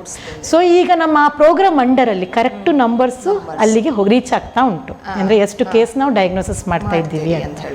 ಸೊ ಒಂದು ಅದು. ಇನ್ನೊಂದು ಟ್ರೀಟ್ಮೆಂಟ್ ಬಂದಾಗ ನಿಮಗೆ ಮಕ್ಕಳಿಗೆ ಅವ್ರವ್ರದ್ದು ವೆಯ್ಟ್ ಬ್ಯಾಂಡ್ ಮೇಲೆ ನಾವು ಕೊಡ್ಲಿಕ್ಕೆ ಆಗ್ತದೆ. ಮಕ್ಕಳಿಗೆ TB ಬಂದಾಗ ಪಿಡಿಯಾಟ್ರಿಕ್ TB ಹೇಳ್ತೀವಲ್ಲ, ಅವರಲ್ಲಿ ಸಿಂಪ್ಟಮ್ಸ್ ಸೇಮ್ ಇರ್ತದೆ. ಇನ್ನೊಂದು ಎಕ್ಸ್ಟ್ರಾ ಅಂತ ಹೇಳಿದ್ರೆ ಕೆಲವೊಂದು ಮಕ್ಕಳಿಗೆ ವೆಯ್ಟ್ ಗೇನ್ ಆಗದೆ ಇರುವಂಥದ್ದು, ಅಂದರೆ ವೆಯ್ಟ್ ಕಮ್ಮಿ ಆಗಬೇಕಂತಿಲ್ಲ, ವೆಯ್ಟ್ ಗೇನ್ ಇರುವುದೇ ಇಲ್ಲ ಇಂಥ ಸಿಂಪ್ಟಮ್ಸ್ ಜೊತೆ. ಸೊ ಹಾಗಾಗಿ ಅದು ಮಕ್ಕಳಲ್ಲಿ ಕಂಡು ಬರುವಂಥದ್ದು. ಟ್ರೀಟ್ಮೆಂಟ್ ಮುಂಚೆ ತುಂಬ ಟೈಪ್ ಇದು ಟ್ರೀಟ್ಮೆಂಟ್ ಇತ್ತು. ಇವಾಗ ಸಿಂಪಲ್ ಆಗಿ ಒಂದು ಡ್ರಗ್ ತಂದಿದ್ದಾರೆ ಅಂದರೆ ಕೋರ್ಸು HRZD ಅಂದರೆ ಅಂಡರ್ ಡಾಟ್ಸ್ ಅಂತ ನಾವು ಹೇಳ್ತಿಲ್ವಾ, ಡೈರೆಕ್ಟ್ ಅಬ್ಸರ್ವ್ ಟ್ರೀಟ್ಮೆಂಟ್ ಶಾರ್ಟ್ ಕೋರ್ಸಲ್ಲಿ ಒಂದು 6 ಮಂತ್ ಕೋರ್ಸ್ ಇದೆ. ಈ 6 ಮಂತ್ ಕೋರ್ಸಲ್ಲಿ 4 ಮಾತ್ರೆಗಳಿರ್ತವೆ. HRZD ಅಂತ 4 ಡ್ರಗ್ ಇದು ಹೆಸರು ಬರ್ತದೆ, ಐಸೋನಿಯಾಸ್, ರಿಫಾಂಫಿಸಿನ್, ಪೈರಜಮೈನ್ ಮತ್ತು ಇಥಂಬುಟಲ್ ಅಂತ. ಈ ಡ್ರಗ್ಸ್ನ ಒಂದು ಟ್ಯಾಬ್ಲೆಟ್, ನಮ್ಮದು ಟ್ಯಾಬ್ಲೆಟ್ಸ್ ಇದೆಯಲ್ಲ, ಅದು ಒಂದು ಟ್ಯಾಬ್ಲೆಟಿಗೆ 4 ಕಂಟೆಂಟ್ ಇರ್ತದೆ. ಇದನ್ನು ವೆಯ್ಟ್ ಬ್ಯಾಂಡ್ ಮೇಲೆ, ಸೊ ಪಿಡಿಯಾಟ್ರಿಕ್ ಇಂದ ಆದರೆ 4 kg ಇಂದ ಆದರೆ ಅಡಲ್ಟ್ 25 kg ಇಂದ ಆ ವೆಯ್ಟ್ ಬ್ಯಾಂಡ್ 2 ಮಾತ್ರೆಯ 3 ಮಾತ್ರೆಯ 4 ಮಾತ್ರೆ ಅಂತೇಳಿ ವೆಯ್ಟ್ ಬ್ಯಾಂಡ್ ಇದೆ ಫಿಕ್ಸ್ಡ್. ಅದ್ರ ಮೇಲೆ ಪೇಷಂಟ್ ತಗೊಳ್ಬೇಕಾಗ್ತದೆ. ಆದರೆ ಎಟ್ ಎ ಟೈಮ್ ಬೆಳಿಗ್ಗೆ 2 ಮಾತ್ರೆ ತಗೊಳ್ಬೇಕು, ಡೈಲಿ ತಿನ್ನಬೇಕು. 6 ತಿಂಗಳಿಗೆ ಇರುವಂಥದ್ದು ಕೋರ್ಸ್ ಇದು. ಕರೆಕ್ಟ್ ಟ್ರೀಟ್ಮೆಂಟ್ ತಗೊಂಡ್ರೆ ಅಂದರೆ ಏನೂ ತೊಂದರೆ ಇಲ್ಲ ಹೇಳಿದರೆ ಕ್ಯೂರ್ ಆಗ್ಬೋದು, ಈಸಿಯಾಗಿ ಕ್ಯೂರ್ ಆಗುವ ಕಾಯಿಲೆ ಇದು. ಅಂದರೆ 6 ತಿಂಗಳಿಗೆ ಏನೂ ತೊಂದರೆ ಇಲ್ಲದೆ. ಇನ್ನು ನಾನು ಆವಾಗ ಹೇಳಿದೆ, ನಾನು ಟ್ರೀಟ್ಮೆಂಟ್ ತಗೊಳ್ಳಿ ಹೇಳಿದರೆ ಸ್ಪ್ರೆಡ್ ಆಗ್ತದೆ ಅಂತ. ಇನ್ನು ಕೆಲವೊಂದು ಸಲ ಏನಾಗ್ತದೆ ಅಂತ ಹೇಳಿದರೆ 6 ತಿಂಗಳು ಡೈಲಿ 1 ದಿನ ಮಾತ್ರ ತಿನ್ಬೋದು, 2 ದಿನ ತಿನ್ಬೋದು, ಮಧ್ಯದಲ್ಲಿ ಇರಲ್ಲ, ಆಗಲ್ಲ. ಸೊ ಅದಕ್ಕೋಸ್ಕರ ನಮ್ಮ ಈ ಪ್ರೋಗ್ರಾಮಲ್ಲಿ ಅದಕ್ಕೆ ತಕ್ಕ ಸ್ಟಾಫ್ ಇದ್ದಾರೆ. ಈ ಪ್ರೋಗ್ರಾಮನ್ನು ಮಾನಿಟರ್ ಮಾಡುವಂಥದ್ದು ಡಿಸ್ಟಿಕ್ಕಲ್ಲಿ district TB health officer, district TB officer ಇದ್ದಾರೆ. ಮತ್ತು ಹಾಗೆ ಅದ್ರ ತಕ್ಕ ಕೀ ಸ್ಟಾಫ್ ಇದ್ದಾರೆ. ಈ ಪೇಷಂಟ್ ಈ ಮಾತ್ರೆನೂ ಅಡೆರೆನ್ಸನ್ನು ಮೇಂಟೈನ್ ಮಾಡ್ತಾ ಇದ್ದಾನ, ಡೈಲಿ ಟ್ಯಾಬ್ಲೆಟ್ ತಗೊಳ್ತಾ ಇದ್ದಾನ ಅಂತ ನೋಡ್ಲಿಕ್ಕೆ. ಹೌದು, ಡೈರೆಕ್ಟ್ ಅಬ್ಸರ್ವ್ಡ್ ಅಂತ ಹೇಳಿದ್ರೆ ಡೈರೆಕ್ಟ್ಲಿ ಅಬ್ಸರ್ವ್ ಮಾಡ್ತೀವಿ ನಾವು ಅಂತ. ಆ ಪೇಷಂಟ್ ಆ ಮಾತ್ರೆ ತಿನ್ನುವ ಹಾಗೆ ಅಬ್ಸರ್ವ್ ಮಾಡ್ತೀವಿ. ಪೆರಿಫೆರಿ ಸೆಕ್ಟರ್ ಈ ಆಶಾ ಕಾರ್ಯಕರ್ತರಾಗ್ಲಿ, ಅಂಗನವಾಡಿ ವರ್ಕರ್ಸ್ ಆಗಲಿ, ಅವರ ಕೈಯಲ್ಲಿ ಕೊಟ್ಟು ಅವರ ಕೈಯಿಂದನೇ ಮದ್ದನ್ನು ತಿನ್ನಿಸುವ ಹಾಗೆ. ಸೊ ಇದು ಒಂದು ನಮ್ಮಲ್ಲಿ ಅಂದರೆ ಗೌರ್ಮೆಂಟಲ್ಲಿರೋ ಒಂದು ಬೆನಿಫಿಟ್. ಪ್ರೈವೇಟ್ ಅಲ್ಲಾದ್ರೆ ಏನಾಗ್ತದೆ, ನಾವು ಅಂದ್ರೆ ಕೊಟ್ಟು ಬಿಟ್ಟು ಕಳಿಸ್ತೀವಿ, ದೂರ ಅಂತದಲ್ಲ, ಬಟ್ ಇದು ಜನಸಾಮಾನ್ಯರ ಆಗುವಂಥ ಪ್ರಾಬ್ಲಮ್. ಕೊಟ್ಟು 1 ತಿಂಗಳು ಅಥವಾ 2 ತಿಂಗಳಿಗೆ ಕೊಟ್ಟು ಕಳಿಸ್ತೀವಿ. ಬಟ್ ಇಲ್ಲಿ ಏನಂತ ಹೇಳಿದ್ರೆ ಪೇಷಂಟ್ ಕಂಟ್ರೋಲು ಈಗ ಇವರ ಅಂಡರಲ್ಲಿ ಇರ್ತದೆ. ಅವ್ರ ಪೇಷಂಟ್ ಕರೆಕ್ಟಾಗಿ ತಗೊಳ್ತಾರಾ ಇಲ್ವಾ ನೋಡುವಂಥದ್ದು. ಸೊ ಇದು ಕರೆಕ್ಟ್ ಪೇಷಂಟ್ ತಗೊಂಡ್ರೆ ಒಳ್ಳೇದು. ಇಲ್ಲದಿದ್ದರೆ ನಾನು ಆಗ ಹೇಳಿದೆ, ಹೇಗೆ ನಾವು ಕಾಯಿಲೆ ಡಯಾಗ್ನೋಸಿಸ್ ಮಾಡ್ತೀವಲ್ಲ, ಈ ಡ್ರಗ್ಸ್ ಇದು ಎಫೆಕ್ಟ್ ಇದೆಯಾ ಇಲ್ವಾ ನೋಡ್ತೀವಿ ಅಲ್ವಾ. ಈ ಡ್ರಗ್, ಈ 4 ಮಾತ್ರದ ಅದರಲ್ಲಿ ಒಂದು ರಿಫಾಂಫಿಸಿನ್ ಡ್ರಗ್ನ ಕಾಮನ್ ಆಗಿ ನೋಡ್ತಾ ಇದ್ದೀವಿ. ಮತ್ತೆ ಬೇರೆ ಬೇರೆ ಟೆಸ್ಟ್ ಇದೆ, ಲೈನ್ ಪ್ರೋಬೆಸೆ ಅಂತ ಬೇರೆ ಬೇರೆ ಡ್ರಗ್ಸ್ ಇದು ನೋಡುವಂಥದ್ದು. ಸಪೋಸ್ ಈ ಮಾತ್ರೆ, ಒಂದು ಮಾತ್ರೆ ಅಂದರೆ ರಿಫಾಂಫಿಸಿನ್ ಅಥವಾ ಒಂದು INH ಮೋನೋಸ್ ಆ ದೇಹಕ್ಕೆ ಅವರಿಗೆ ಆಗಲ್ಲ ಅಂತ, ಆಗ ರೆಸಿಸ್ಟೆಂಟ್ ಅಂತ ಹೇಳ್ತೀವಿ ಅದಕ್ಕೆ. ಸೊ ಅದಕ್ಕೆ ಡ್ರಗ್ ರೆಸಿಸ್ಟೆಂಟ್ ಟ್ಯುಬರ್ಕುಲೋಸಿಸ್ ಅಂತ ಹೇಳಿ ಅವರಿಗೆ ಬೇರೆ ಮದ್ದನ್ನು ಕೊಡಬೇಕಾಗ್ತದೆ. ಅಂದರೆ ರೆಸಿಸ್ಟೆಂಟ್ ಹೇಳಿದ್ರೆ ನಾವು ಕೊಟ್ಟರು ಪ್ರಯೋಜನ ಇಲ್ಲ, ಸೊ ಬೇರೆ ಮೆಡಿಸನ್ ಹಾಕಿ ಕೊಡಬೇಕಾಗ್ತದೆ. ಸೊ ಇದು ಇಂಪಾರ್ಟೆಂಟ್. ಇದೇ ನಾವು ಸೆನ್ಸಿಟಿವ್ ನಾವು ಹೇಳ್ತೀವಿ, ಈ ಸಿಂಪಲ್ 4 ಮಾತ್ರೆ ತಗೊಳ್ಳೋದು ಸುಲಭ, ನೀವು ತಕೊಂಡು ಕ್ಯೂರ್ ಆಗ್ಬೋದು. ಅದೇ ರೆಸಿಸ್ಟೆಂಟ್ ಬಂತು, ನೀವು ಕರೆಕ್ಟಾಗಿ ಮಾತ್ರೆ ತಗೊಳ್ಳಿಲ್ಲ, 1-2 ಮಾತ್ರೆ ತಿಂದು ಬಿಟ್ಬಿಟ್ಟು ಅಂತ ಹೇಳಿದ್ರೆ ಅವರು ರೆಸಿಸ್ಟೆಂಟಿಗೆ ಹೋಗೋ ಚಾನ್ಸಸ್ ಜಾಸ್ತಿ ಇರ್ತದೆ. 2 ತಿಂಗಳು ಕೋರ್ಸ್ ಮಾಡಿ ಬಿಟ್ಬಿಟ್ರು ಇನ್ಎಫೆಕ್ಟಿವ್ ಅಲ್ವಾ ಬಾಡಿಗೆ. ಸೊ ಅದಕ್ಕೋಸ್ಕರ ಇದೆಷ್ಟು ನಾವು ಹೇಳ್ತೀವಿ ಕಾಯಿಲೆ ಡಯಾಗ್ನೋಸಿಸ್ ಮಾಡೋದು ಸುಲಭ ಈಗ, ಬಟ್ ಆ ಪೇಷಂಟಿಗೆ ಆ ಟ್ರೀಟ್ಮೆಂಟ್ ಕೊಟ್ಟು ಅದನ್ನು ಕ್ಯೂರ್ ಮಾಡೋದು ಉಂಟಲ್ಲ, ಅದೊಂದು ಸ್ವಲ್ಪ ಟಾಸ್ಕೆ. ಬಟ್ ಲಕ್ಕಿಲಿ ಇದು ಒಳ್ಳೆ ರೀತಿಯಲ್ಲಿ ಆಗ್ತಾ ಉಂಟು ಇವಾಗ ಪ್ರೋಗ್ರಾಮಲ್ಲಿ. ಇವನ್ ಪ್ರೈವೇಟ್ ಸೆಕ್ಟರಲ್ಲಿ ಅವರಿಗೂ ಸಹ ಗೊತ್ತುಂಟು ಈ ಪೇಷಂಟಿಗೆ ಅಷ್ಟು ಸೆನ್ಸಿಟಿವಿಟಿ. ಅವರು ಕೌನ್ಸಿಲಿಂಗ್ ಮಾಡ್ತಾರೆ ಹೇಳಿದರೆ 6 ಮಂತು ಕರೆಕ್ಟಾಗಿ ಟ್ರೀಟ್ಮೆಂಟಲ್ಲಿ ತಗೊಳ್ಳೋ ಹಾಗೆ ಇದು ಕೌನ್ಸಿಲಿಂಗ್ ಆಗ್ತಾ ಉಂಟು. ಸೊ ಹಾಗಾಗಿ ಒಂದು ವೇಳೆಯಲ್ಲಿ ನಾವು ಆ ರೆಸಿಸ್ಟೆನ್ಸ್ ಕಮ್ಮಿ ಮಾಡ್ಬೋದು ಪೇಷಂಟಲ್ಲಿ. ಈಗ ನೀವು ಇದನ್ನೆಲ್ಲ ಹೇಳಿದ್ರಿ, ಈಗ ಆ ವ್ಯಕ್ತಿ ಅಂತ ಹೇಳುವವರು ನಾರ್ಮಲ್ ನಮ್ಮ ಹಾಗೆ ಇರ್ತಾರ ಅಥವಾ ಅವರ ಜೊತೆಗೆ ನಾವು ಹೇಗೆ ಇರಬೇಕು ಅಂತ ಹೇಳ್ಕೊಂಡು? ಈಗ ಹೇಳಿದ್ರೆ ಒಬ್ಬ ಕಾಯಿಲೆ ಬಂದಂತ ವ್ಯಕ್ತಿಗೂ ನಮಗೂ ತುಂಬಾ ವ್ಯತ್ಯಾಸ ಇರ್ತದೆ, ಅಥವಾ ಅವರಿಗೆ ನಾವು ಅವರ ಜೊತೆಗಿದ್ದೇವೆ ಅಂತ ಹೇಳುದಾಗಿರ್ಬೋದು, ಅದೆಲ್ಲವೂ ಕೂಡ ತುಂಬಾ ಬಹಳ ಮುಖ್ಯ ಆಗಿರ್ತದೆ. ಈ ಒಂದು ಕ್ಷಯರೋಗ ಬಂದಂತಹ ವ್ಯಕ್ತಿಗಳ ಜೊತೆಯಲ್ಲಿ ಅವರ ಜೊತೆಗೆ ಇರುವವರು, ಮನೆಯವರಾಗಿರ್ಬೋದು, ಅವರನ್ನು ನೋಡ್ಕೊಳ್ಳುವವರಾಗಿರ್ಬೋದು, ಯಾರೋ ಇರ್ತಾರೆ, ಅವರು ಯಾವ ತರದ ಒಂದು ವರ್ತನೆಯನ್ನ ಮಾಡಬೇಕು ಅಂತ ಹೇಳ್ಕೊಂಡು? ಓಕೆ, ನಾವು ಹೇಳುವಾಗ ವ್ಯಕ್ತಿ ತುಂಬ ನಾವು ಮುಂಚೆ ಒಂದು ಕಾಲದಲ್ಲಿ TB ಹೇಳಿದ್ರೆ ಪೂರ ಹೀಗೆ ಇರ್ತಾರೆ, ಹಾಗೆ ಇರ್ತಾರೆ, ಮಾತಾಡುವಾಗ ಅಷ್ಟು ದೂರ ಇರಬೇಕು, ಹತ್ರ ಬರ್ಲಿಕ್ಕಿಲ್ಲ. ಇಲ್ಲ ಆಕ್ಚುಲಿ ಈಗ ಗಟ್ಟಿ ಪುಟ್ಟ ಇರುವಂತ ಮನುಷ್ಯನಲ್ಲೂ ಸಹ TB ಬರ್ತಾರೆ. ಇವರಿಗೆ ನೋಡುವಾಗ TB ಕಾಯಿಲೆ ಇದೆ ಹೇಳಿ ನಾವು ಯೋಚನೆ ಮಾಡ್ಬೇಕಾಗ್ತದೆ. ಆದ್ರೆ ಒಂದು ಸೋಶಿಯೋ ಎಕನಾಮಿಕ್ ಸ್ಟೇಟಸ್ ನಾವು ಹೇಳುವಾಗ ಹೇಳಿದ್ನಲ್ಲ, ಎಲ್ಲ ತರದ್ರಲ್ಲಿಗೂ ಬರ್ತದೆ ಅಂತ. ಆ ವ್ಯಕ್ತಿಗೆ ನಾವು ಕೌನ್ಸಿಲಿಂಗ್ ಏನ್ ಮಾಡ್ತೀವಿ ಅಂತ ಹೇಳಿದ್ರೆ, ನಾವೀಗ ಎಲ್ಲರಿಗೂ ಮಾಸ್ಕ್ ಹಾಕಿ ಅಂತ ಹೇಳಲಿಕ್ಕಾಗಲ್ಲ, ಬಟ್ ಆ ವ್ಯಕ್ತಿಗೆ ಹೇಳ್ಬೋದಲ್ವಾ. ಆ ವ್ಯಕ್ತಿಗೆ ಬೇರೆಯವರಿಗೆ ನೀವು ಕಾಯಿಲೆ ಕೊಡೋದು ಅದು ಜವಾಬ್ದಾರಿ ಅವ್ರದ್ದಲ್ವಾ, ಅವರದ್ದು ತಲೆಯಲ್ಲಿ ಇರ್ತದಲ್ಲ. ಸೊ ಆ ವ್ಯಕ್ತಿ ಏನೇ ಎಲ್ಲಿ ಕಾಯಿಲೆ ಗೊತ್ತಾದ ಮೇಲೆ ಕಂಪಲ್ಸರಿ ಆಗಿ ಮಾಸ್ಕ್ ಯೂಸ್ ಮಾಡಬೇಕಾಗ್ತದೆ. ಒಂದು ಮತ್ತೆ ಡಿಸ್ಟೆನ್ಸ್ ನಾವು ಹೇಳ್ತೀವಲ್ಲ, ಅದೇ ಮನೆಯಲ್ಲಿ ಒಂದು ಸೋಷಿಯಲ್ ಡಿಸ್ಟೆನ್ಸ್ ಮೇಂಟೈನ್ ಮಾಡ್ಬೋದು. ಹೇಗೆ ನೀವು ಕೋವಿಡ್ ಟೈಮಲ್ಲಿ ಸೋಷಿಯಲ್ ಡಿಸ್ಟೆನ್ಸ್ ಮಾಡಿದ್ರಿ, ಮಾಸ್ಕ್ ಎಲ್ಲ ಮಾಡಿದ್ರಲ್ಲ, ನಮ್ಮ ಕಾಯಿಲೆಗೆ ತುಂಬಾ ಹೆಲ್ಪ್ ಆಯ್ತು. ಅಭ್ಯಾಸ ಆಗಿದೆ ಜನರಿಗೆ. ಸೊ ಈಗ ಆವಾಗ ಮಾಸ್ಕ್ ಯೂಸ್ ಮಾಡಿ ಹೇಳಿದ್ರೆ ಏನ್ ಮಾಸ್ಕ್ ಅಂತ ಹೇಳ್ತೀವಿ, ಈಗ ಮಾಸ್ಕ್ ಕಾಮನ್ ಆಗಿದೆ, ಫ್ಯಾಷನ್ ಸಹ ಆಗಿದೆ. ಸೊ ಈಗ ಹಾಕ್ತಾರೆ, ಅದು ಪ್ರಾಬ್ಲಮ್. ಈಗ ಈ ವರ್ತನೆ ಬಗ್ಗೆ ಈಗ ಏನು ಪ್ರಾಬ್ಲಮ್ ಇಲ್ಲ. ಮುಂಚೆ ಏನೋ ಕೋವಿಡ್ಗಿಂತ ಮುಂಚೆನೋ ನಮ್ಗೆ ಸ್ವಲ್ಪ ಪೇಷಂಟ್ಗೆ ಕನ್ವಿನ್ಸ್ ಮಾಡ್ಬೇಕಿತ್ತು, ಹಾಕಿಯಪ್ಪ ಅಂದ್ರೆ ಖರ್ಚು ಅಡ್ಡ ಇಟ್ಕೊಂಡು ಕೆಮ್ಮಿ ಅಂತ. ಬಟ್ ಈಗ ಅವರಿಗೆ ಮಾಸ್ಕ್ ಹಾಕಿ ಹೇಳಿದ್ಮೇಲೆ ಎಲ್ಲರೂ ಹಾಕ್ತಾರೆ. ಸೊ ಅದು ಒಂದು ತೊಂದರೆ ಇಲ್ಲ. ಆಸ್ ಯೂಶುವಲ್ ಸೋಷಿಯಲ್ ಡಿಸ್ಟೆನ್ಸಿಂಗ್ ನೀವು ಸ್ವಲ್ಪ ಮೇಂಟೈನ್ ಮಾಡ್ಬೇಕಾದ್ರೆ ಒಂದೇ ಮನೆಯಲ್ಲಿ ಇರ್ಬೋದು, ಏನು ತೊಂದರೆ ಇಲ್ಲ, ಅದರಿಂದ ಏನು ತೊಂದರೆ ಆಗಿಲ್ಲ. ಕ್ಲೋಸ್ಡ್ ಸ್ಪೇಸ್ ಇರಬಾರ್ದು. ಅಂದ್ರೆ ನೀವು ಬಾತ್ರೂಮ್ ಅಥವಾ ಟಾಯ್ಲೆಟಿಗೆ ಹೋಗಿ ಕೆಮ್ಮಿ, ಅದು ಕ್ಲೋಸ್ ಇರ್ತದೆ, ವೆಂಟಿಲೇಷನ್ ಇರಲ್ಲ. ಆದಷ್ಟು ಕ್ರಾಸ್ ವೆಂಟಿಲೇಷನ್ ಇರಬೇಕು. ಅಂದ್ರೆ ನಮ್ಮ ಎದುರುಗಡೆಯಿಂದ ನಮಗೆ ಗಾಳಿ ಹೋಗುವಷ್ಟು, ಈಗ ಇಲ್ಲಿ ಕ್ಲೋಸ್ ಇದೆ, ನನಗೆ ಇಲ್ಲಿಂದ ಉಸಿರಾಡಿದ್ರೆ ನಾನು ಇಲ್ಲಿಂದ ಗಾಳಿ ಆಚೆ ಪಾಸ್ ಆಗುವಷ್ಟು ಇರಬೇಕು. Cross ventilation. ಆದಷ್ಟು ವಿಂಡೋ ಓಪನ್ ಇರಬೇಕು. ಕ್ಲೋಸ್ಡ್ ರೂಮಲ್ಲಿ ಆ ವ್ಯಕ್ತಿಯನ್ನು ಇರಬಾರ್ದು, ಓಪನ್ ಆಗಿ ಇರ್ಬೋದು. ಬಟ್ ಅದೇ ಫಸ್ಟ್ ಟ್ರೀಟ್ಮೆಂಟಲ್ಲಿ ಇದ್ದು ಫಸ್ಟ್ 2 months ಅಲ್ಲಿ ಯೂಶಲಿ ನಾವೇನು ಹೇಳ್ತೀವಿ, ಟ್ಯಾಬ್ಲೆಟ್ ತಗೊಂಡು 6 ತಿಂಗಳು ಕೋರ್ಸ್ ಆದರೂ ಟ್ಯಾಬ್ಲೆಟ್ ಕೊಟ್ಟು 2 ವಾರದಿಂದ 2 ತಿಂಗಳ ಒಳಗಡೆ ಅವರು ನೆಗೆಟಿವ್ ಆಗ್ತಾರೆ. ಅಷ್ಟು ಬೇಗದಲ್ಲಿ ನೆಗೆಟಿವ್ ಆಗ್ತಾರೆ. ಆಯ್ತಾ, 2 ತಿಂಗಳಿಗೆ ಕಫ ಪರೀಕ್ಷೆ ಮಾಡಿದಾಗ ನೆಗೆಟಿವ್ ಆಗಿರ್ತಾರೆ. ಅವರ ಇದರಿಂದ ಕಫದಲ್ಲಿ ಬ್ಯಾಕ್ಟೀರಿಯಾ ಅಂಶ ಹೋಗಿರ್ತದೆ. ಬಟ್ ಸ್ಟಿಲ್ ಕಂಟಿನ್ಯೂಷನ್ ಫೇಸಿಗೆ ನಾವು ಅಂದರೆ ಕೆಲವೊಂದು ಬ್ಯಾಕ್ಟೀರಿಯಾದಿಂದ ಅಂದರೆ ಮಲ್ಟಿಪ್ಲಿಕೇಶನ್ 2 ಥರದ್ದು. ಒಂದು ಬ್ಯಾಕ್ಟೀರಿಯಾ ಕಿಲ್ ಮಾಡುವ ಮಾತ್ರ ಇರ್ತದೆ, ಇನ್ನು ಬ್ಯಾಕ್ಟೀರಿಯಾ ಡಿವೈಡ್ ಆಗದಿದ್ದಂಗೆ ತುಂಬ ಡಿವೈಡ್ ಆಗಿದೆ. ಸೊ ಅದಕ್ಕೋಸ್ಕರ ಕಂಟಿನ್ಯೂಷನ್ ಆಗಿ ಮಾತ್ರೆಯನ್ನು ತಗೊಳ್ಬೇಕಾಗ್ತದೆ ಅವರ ದೇಹದ ಒಳಗಡೆ. ಬಟ್ 2 ವಾರದಿಂದ 2 ತಿಂಗಳವರೆಗೆ ಅವರು ನೆಗೆಟಿವ್ ಆಗಿರ್ತಾರೆ ಒಂದ್ಸಲ ಡಯಾಗ್ನೋಸಿಸ್ ಆದಮೇಲೆ. ಸೊ ಅದೇ ಇದು ಈ ಬೇಸಿಕ್ ಜನರಿಗೆ ಈಗ ಇದ್ರ ಬಗ್ಗೆ ಎಲ್ಲ ಗೊತ್ತಿರುವಂಥದ್ದೇ. ಮತ್ತೆ ಇನ್ನು ಹೇಳೋದಾದ್ರೆ ಈ ಇದು ನೀವು ಹೇಳ್ತಿಲ್ಲ, ಈ ನ್ಯೂಟ್ರಿಷನ್ ಸ್ಟೇಟಸ್ ಹೇಳುವಾಗ ಬೋನ್ ಮ್ಯಾರೋ ಇದು ಏನು ಬೋನ್ ಮಿನರಲ್ ಡೆನ್ಸಿಟಿ ಅಂತ ಹೇಳಿ BMI ಅಂತ ಹೇಳ್ತೀವಿ ನಾವು. ಆಯ್ತಾ, BMI ಒಬ್ಬರು ನಾರ್ಮಲ್ BMI ಅಂತ ಇರ್ತದೆ. ನಾರ್ಮಲ್ BMI 18 to 21.5 ಲೇಡೀಸಿಗಿರುವಾಗ ಅದಕ್ಕಿಂತ ಕಮ್ಮಿ BMI ನೋಡುವಾಗಲೇ ಗೊತ್ತಾಗ್ತದೆ ತುಂಬ ತಿನ್ನಾಗಿ ಇರುವಂಥದ್ದು, ಮಾಲ್ ನರಿಷ್ಡ್ ಇರುವಂಥದ್ದು. ಸೊ ಅಂಥವರಿಗೆ ನ್ಯೂಟ್ರಿಷನಲ್ ಸಪೋರ್ಟ್ ಅಂತ ನಮ್ಮ ಈ ಪ್ರೋಗ್ರಾಮಲ್ಲಿ ನಿಕ್ಷಯ್ ಇದರಲ್ಲಿ ನಿಕ್ಷಯ್ ಮಿತ್ರ ಇದೆ, ಪೋಷಣ್ ಅಂತ ಇದೆ. ಸೊ ಪೋಷಣ್ ಅಂತೇಳಿ ನ್ಯೂಟ್ರಿಷನ್ ಬೆನಿಫಿಟಿಗೋಸ್ಕರ ಈ ವ್ಯಕ್ತಿಗೆ ಗೌರ್ಮೆಂಟ್ ಆಗಲಿ ಪೇಷಂಟ್ ಪ್ರೈವೇಟ್ ಆಗಲಿ ಎಲ್ಲಿಯಾದ್ರೂ ಮಾತ್ರೆ ತಗೊಂಡ್ರೆ ನಮ್ಮಲ್ಲಿ ನೋಟಿಫೈ ಆಯಿತು ಗೌರ್ಮೆಂಟಿಗೆ ಅಂತ ಹೇಳುವಾಗ ಆ ಪೇಷಂಟಿಗೆ, ಆ ವ್ಯಕ್ತಿಗೆ 500 rupees ತಿಂಗಳಿಗೆ ಇನ್ಸೆಂಟಿವ್ಸ್ ಆಗಿ ಕೊಡ್ತಾರೆ. ಅಂದರೆ ಅವರ ಅಕೌಂಟ್ ಡೀಟೇಲ್ಸ್ ಎಲ್ಲ ತಗೊಂಡಿರ್ತೀವಿ, ಡೈರೆಕ್ಟ್ ಬೆನಿಫಿಟ್ ಟ್ರಾನ್ಸ್ಫರ್ ಆಗಿ ಹೋಗ್ತದೆ. ಪೇಷಂಟಿದ್ದು 3 ತಿಂಗಳಿಗೆ 6 ತಿಂಗಳ ಕೋರ್ಸಿಗೆ 3,000 ಹೋಗ್ತದೆ. ಅಂದರೆ ಈ ಹಣ ಕೊಡೋ ಉದ್ದೇಶ ಅದೇ, ಅವರು ನ್ಯೂಟ್ರಿಷನ್ ಒಳ್ಳೆ ಕ್ವಾಲಿಟಿಯ ಫುಡ್ ತಗೊಳ್ಳಿ ಅಂತ, ನ್ಯೂಟ್ರಿಷನ್ ಸ್ಟ್ರಾಂಗ್ ಆಗಿರಲಿ ಅಂತ. ಅದು ನೀವು ಇದರಲ್ಲಿ ಬರ್ತದೆ ಪೋಷಣಲ್ಲಿ. ಮಿತ್ರ ಅಂತ ಹೇಳಿದ್ರೆ ನಾವು ಒಬ್ಬ ಫ್ರೆಂಡನ್ನು ಹುಡುಕೋದು. ಆ ಫ್ರೆಂಡ್ ಯಾರೇ ಆಗಿರ್ಬೋದು. ನಮಗೆ ಈಗ ಬೇಸಿಕಲಿ ಲಾಸ್ಟ್ ಫ್ಯೂ ಇಯರ್ಸಿಂದ ರೋಟ್ರಿ ಅಥವಾ ಲಯನ್ಸು, ಯಾರೇ ಹೊರಗಡೆ ಯಾವುದೇ ಗಣ್ಯ ವ್ಯಕ್ತಿಗಳು ಅವರು ನಮಗೆ ಮಿತ್ರ ಆಗಿದ್ದಾರೆ. ಅಂದರೆ ಆ ಪೇಷಂಟನ್ನು ಅವ್ರನ್ನ ಅಡಾಪ್ಟ್ ಮಾಡ್ಕೊಳ್ತಾರೆ. ಒಬ್ಬ ತಿಂಗಳಿಗೆ ಒಬ್ಬ ಪೇಷಂಟಿಗೆ ಫುಡ್ ಕಿಟ್ ಕೊಡುವಂಥದ್ದು, ಈ ಗ್ರೇನ್ಸ್ ಕಾಳು ಬೆಳೆಕಾಳದ್ದು ಫುಡ್ ಕೊಡುವಂಥದ್ದು, ಒಂದು ಮಿನಿಮಮ್ 1000 rupees ಇದ್ದು ಫುಡ್ ಕಿಟ್ ಕೊಡುವಂಥದ್ದು.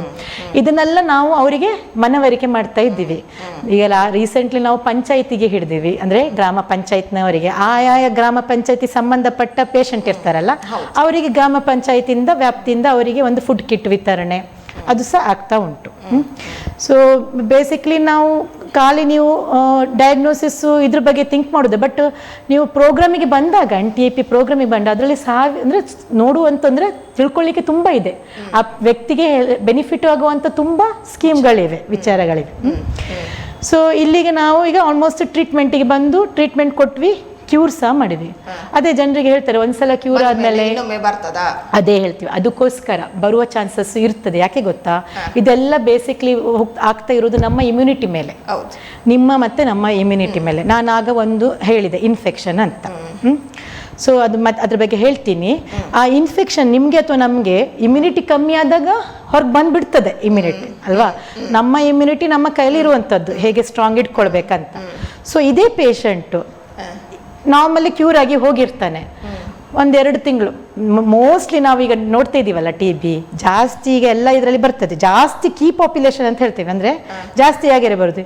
ಜಾಸ್ತಿ ಕುಡಿತಾರೆ, ಆಲ್ಕೋಹಾಲಿಕ್ ಇರುವಂಥದ್ದು, ಸಿಗರೆಟ್ ತಂಬಾಕು ಸೇವನೆ ಅಂಥವರಿಗೆಲ್ಲ ಜಾಸ್ತಿ ಬರುವಂಥದ್ದು. ಯಾಕಂದರೆ ಅವರ ಇಮ್ಯುನಿಟಿ ಇರುವುದಿಲ್ಲ, ಅವರಿಗೆ ಇಮ್ಯುನಿಟಿ ಕಮ್ಮಿ ಆಗಿರ್ತದೆ. ಇವನ್ ಇನ್ ಡಯಾಬಿಟಿಸ್ ಅವ್ರದ್ದೇನು ತಪ್ಪಿರಲ್ಲ, ಅವರ ಇಮ್ಯುನಿಟಿ ನ್ಯಾಚುರಲಿ ಕಮ್ಮಿ ಆಗಿರ್ತದೆ, ಅವರಲ್ಲಿ ಬರುವಂಥದ್ದು.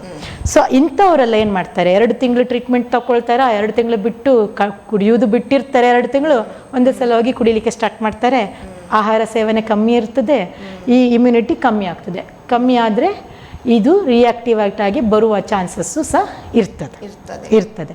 ಹಾಗಾಗಿ ನಾವು ಯಾವುದೇ ಪೇಷಂಟ್ ಅಥವಾ ವ್ಯಕ್ತಿ ಅವನ ಈ ಕೋಮಾಬಿಟಿಸ್ ಅಂತ ಹೇಳಿದರೆ, ಈ ಕಾಯಿಲೆ ಜೊತೆ ಅವನಿಗೆ ಬೇರೆ ಏನು ಹ್ಯಾಬಿಟ್ಸ್ ಇದೆ, ಈ ಆಲ್ಕೋಹಾಲ್ ಆಗಲಿ ಸ್ಮೋಕಿಂಗ್ ಆಗಲಿ ಏನೇ ಹ್ಯಾಬಿಟ್ಸ್ ಇದೆ, ಫಸ್ಟ್ ಅಲ್ಲಿಗೆ ಸೆಸೇಷನ್ ಅಂದರೆ ಆ ಕ್ಲಿನಿಕ್ಗೆ ಕಳಿಸ್ತೀವಿ. ಆಲ್ಕೋಹಾಲ್ಗೆ ಕಳಿಸ್ತೀವಿ, ಅವರಿಗೆ ಅಲ್ಲಿದ್ದು ಟೊಬ್ಯಾಕೊ ಸೆಸೇಷನ್ಗೆ ಕಳಿಸ್ತೀವಿ. ಅಲ್ಲಿ ಸಹ ಅವರಿಗೆ ಕೌನ್ಸಿಲಿಂಗ್ ನಡೆಯಬೇಕಾಗ್ತದೆ. ಯಾಕಂತ ಹೇಳಿದರೆ ಇದಂತಲ್ಲ, ಯಾವುದೇ ಕಾಯಿಲೆ ಅವರಿಗೆ ಬರುವ ಚಾನ್ಸಸ್ಸು ಹೈ ಇರ್ತದೆ. ಹೌದು. ಈಗ ಒಬ್ಬ ವ್ಯಕ್ತಿಗೆ ಈಗ ಒಮ್ಮೆ ಬಂತು, ನೀವು ಹೇಳಿದ್ರಿ ಈ ಆಲ್ಕೋಹಾಲಿಕ್ ಆಗಿರ್ಬೋದು, ತಂಬಾಕು ಈ ಥರದವರಿಗೆ ಬಂತು ಅಂತ ಹೇಳ್ಕೊಂಡು ಬಂದಾಗ ಮೊದಲು ಈಗ ಇದ್ದ ಪ್ರಮಾಣದ ಹಾಗೆ ಅದೇ ಥರ ಒಂದು 6 ಮಂತ್ ಟ್ರೀಟ್ಮೆಂಟ್ ಆದಮೇಲೆ ಸರಿ ಹೋಗ್ತದೆ ಅಂತ. ಈಗ 2ನೇ ಸಲ ಬಂದರೆ ಕೂಡ ಆ ವ್ಯಕ್ತಿಗೆ 6 ಮಂತ್ ಕೋರ್ಸ್ ಆದಮೇಲೆ ಕ್ಯೂರ್ ಆಗ್ತದೆ ಅಥವಾ ಅದರದ್ದು ಪ್ರಮಾಣಗಳು ಜಾಸ್ತಿ ಆ ಥರ ಏನಾದರೂ ಆಗ್ಬೋದು? ಅದೇ ಪ್ರಮಾಣ ವ್ಯಕ್ತಿಯ ಮೇಲೆ ಹೋಗ್ತದೆ. ಯಾಕಂತ ಹೇಳಿದ್ರೆ ನಾರ್ಮಲಿ ಬಂದಿರ್ಬೋದು, ರಿಕರೆಂಟ್ ಆಗಿ ನಾರ್ಮಲ್ ಸೆನ್ಸಿಟಿವ್ ಇಲ್ಲದಿದ್ರೆ ಆ ವ್ಯಕ್ತಿ ಮೆಡಿಸಿನ್ ಕರೆಕ್ಟ್ ತಿನ್ನದೆ ರೆಸಿಸ್ಟೆಂಟ್ ಆಗಿ ಸಹ ಬಂದಿರ್ಬೋದು. ಆ ಫಸ್ಟ್ ಮೆಡಿಸಿನಿಗೆ ತಾಗದೆ ಹೊಸ ದೊಡ್ಡ ಪ್ರಮಾಣದಲ್ಲಿ ಸಹ ಬಂದಿರ್ಬೋದು, ಅಂದ್ರೆ ಡ್ರಗ್ ರೆಸಿಸ್ಟೆಂಟ್ TB ಅಂತ ಹೇಳ್ತೀವಿ. ಸಿವಿಯರಿಟಿ ಇನ್ನೂ ಜಾಸ್ತಿ ಸಹ ಆಗಿರ್ಬೋದು. ಮುಂಚೆ ಹೇಗೆ ಲಂಗಿಗೆ ಎಫೆಕ್ಟ್ ಆಗಿದೆ ಅಲ್ಲ, ಅದಕ್ಕಿಂತ ಜಾಸ್ತಿಯೇ ಎಫೆಕ್ಟ್ ಆಗಿ ಸಹ ಬಂದಿರ್ಬೋದು severity of the disease. So ಅದಕ್ಕೋಸ್ಕರ ಅದು ಲಾಸ್ಟ್ ಅದಕ್ಕೆ ನಾವು ಈಗ 6 ತಿಂಗಳಿಗೆ ಆದ್ಮೇಲೆ ಕಫ ಪರೀಕ್ಷೆ ಮಾಡ್ತೀವಿ, ನೆಗೆಟಿವ್ ಬರ್ತದೆ, ಟ್ರೀಟ್ಮೆಂಟ್ ಕ್ಯೂರ್ಡ್ ಆಗಿದೆ, ಹೋಗಪ್ಪ ಅಂತ ಹೇಳ್ತೀವಿ.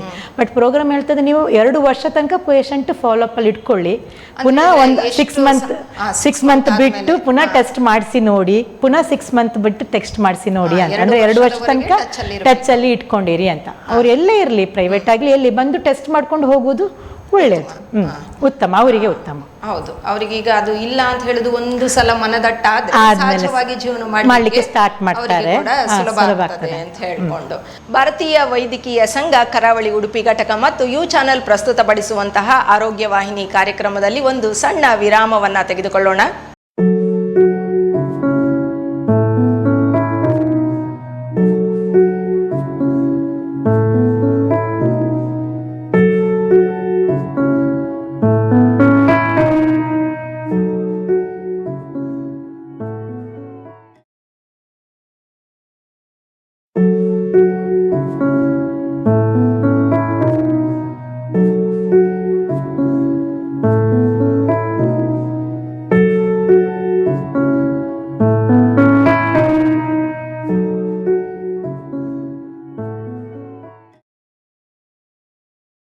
ವಿರಾಮದ ನಂತರ ತಮಗೆಲ್ಲರಿಗೂ ಮತ್ತೊಮ್ಮೆ ಸ್ವಾಗತವನ್ನ ಕೋರ್ತಾ ನಮ್ಮ ಮಾತುಕತೆಯನ್ನ ಮುಂದುವರಿಸೋಣ. ಚಿಕಿತ್ಸೆ ಬಗ್ಗೆ ಹೇಳಿದ್ರಿ. ಚಿಕಿತ್ಸೆ ಅಂತ ಹೇಳಿದ್ರೆ ಖಾಲಿ ನೀವು ಮಾತ್ರೆಗಳನ್ನು ಕೊಡುವಂಥದ್ದು, ಅದು ಬಿಟ್ಟು ಬೇರೆ ತರದ ಏನಾದರೂ ಚಿಕಿತ್ಸೆಗಳು ಇದೆಯಾ? ಈಗ ನಮಗೆ ಖಾಲಿ ಈಗ ಅಂಡರ್ ಪ್ರೋಗ್ರಾಮ್ ಖಾಲಿ ಮಾತ್ರೆಯಲ್ಲಿ ಇಂಜೆಕ್ಷನ್ಸ್ ಸಹ ಇದೆ.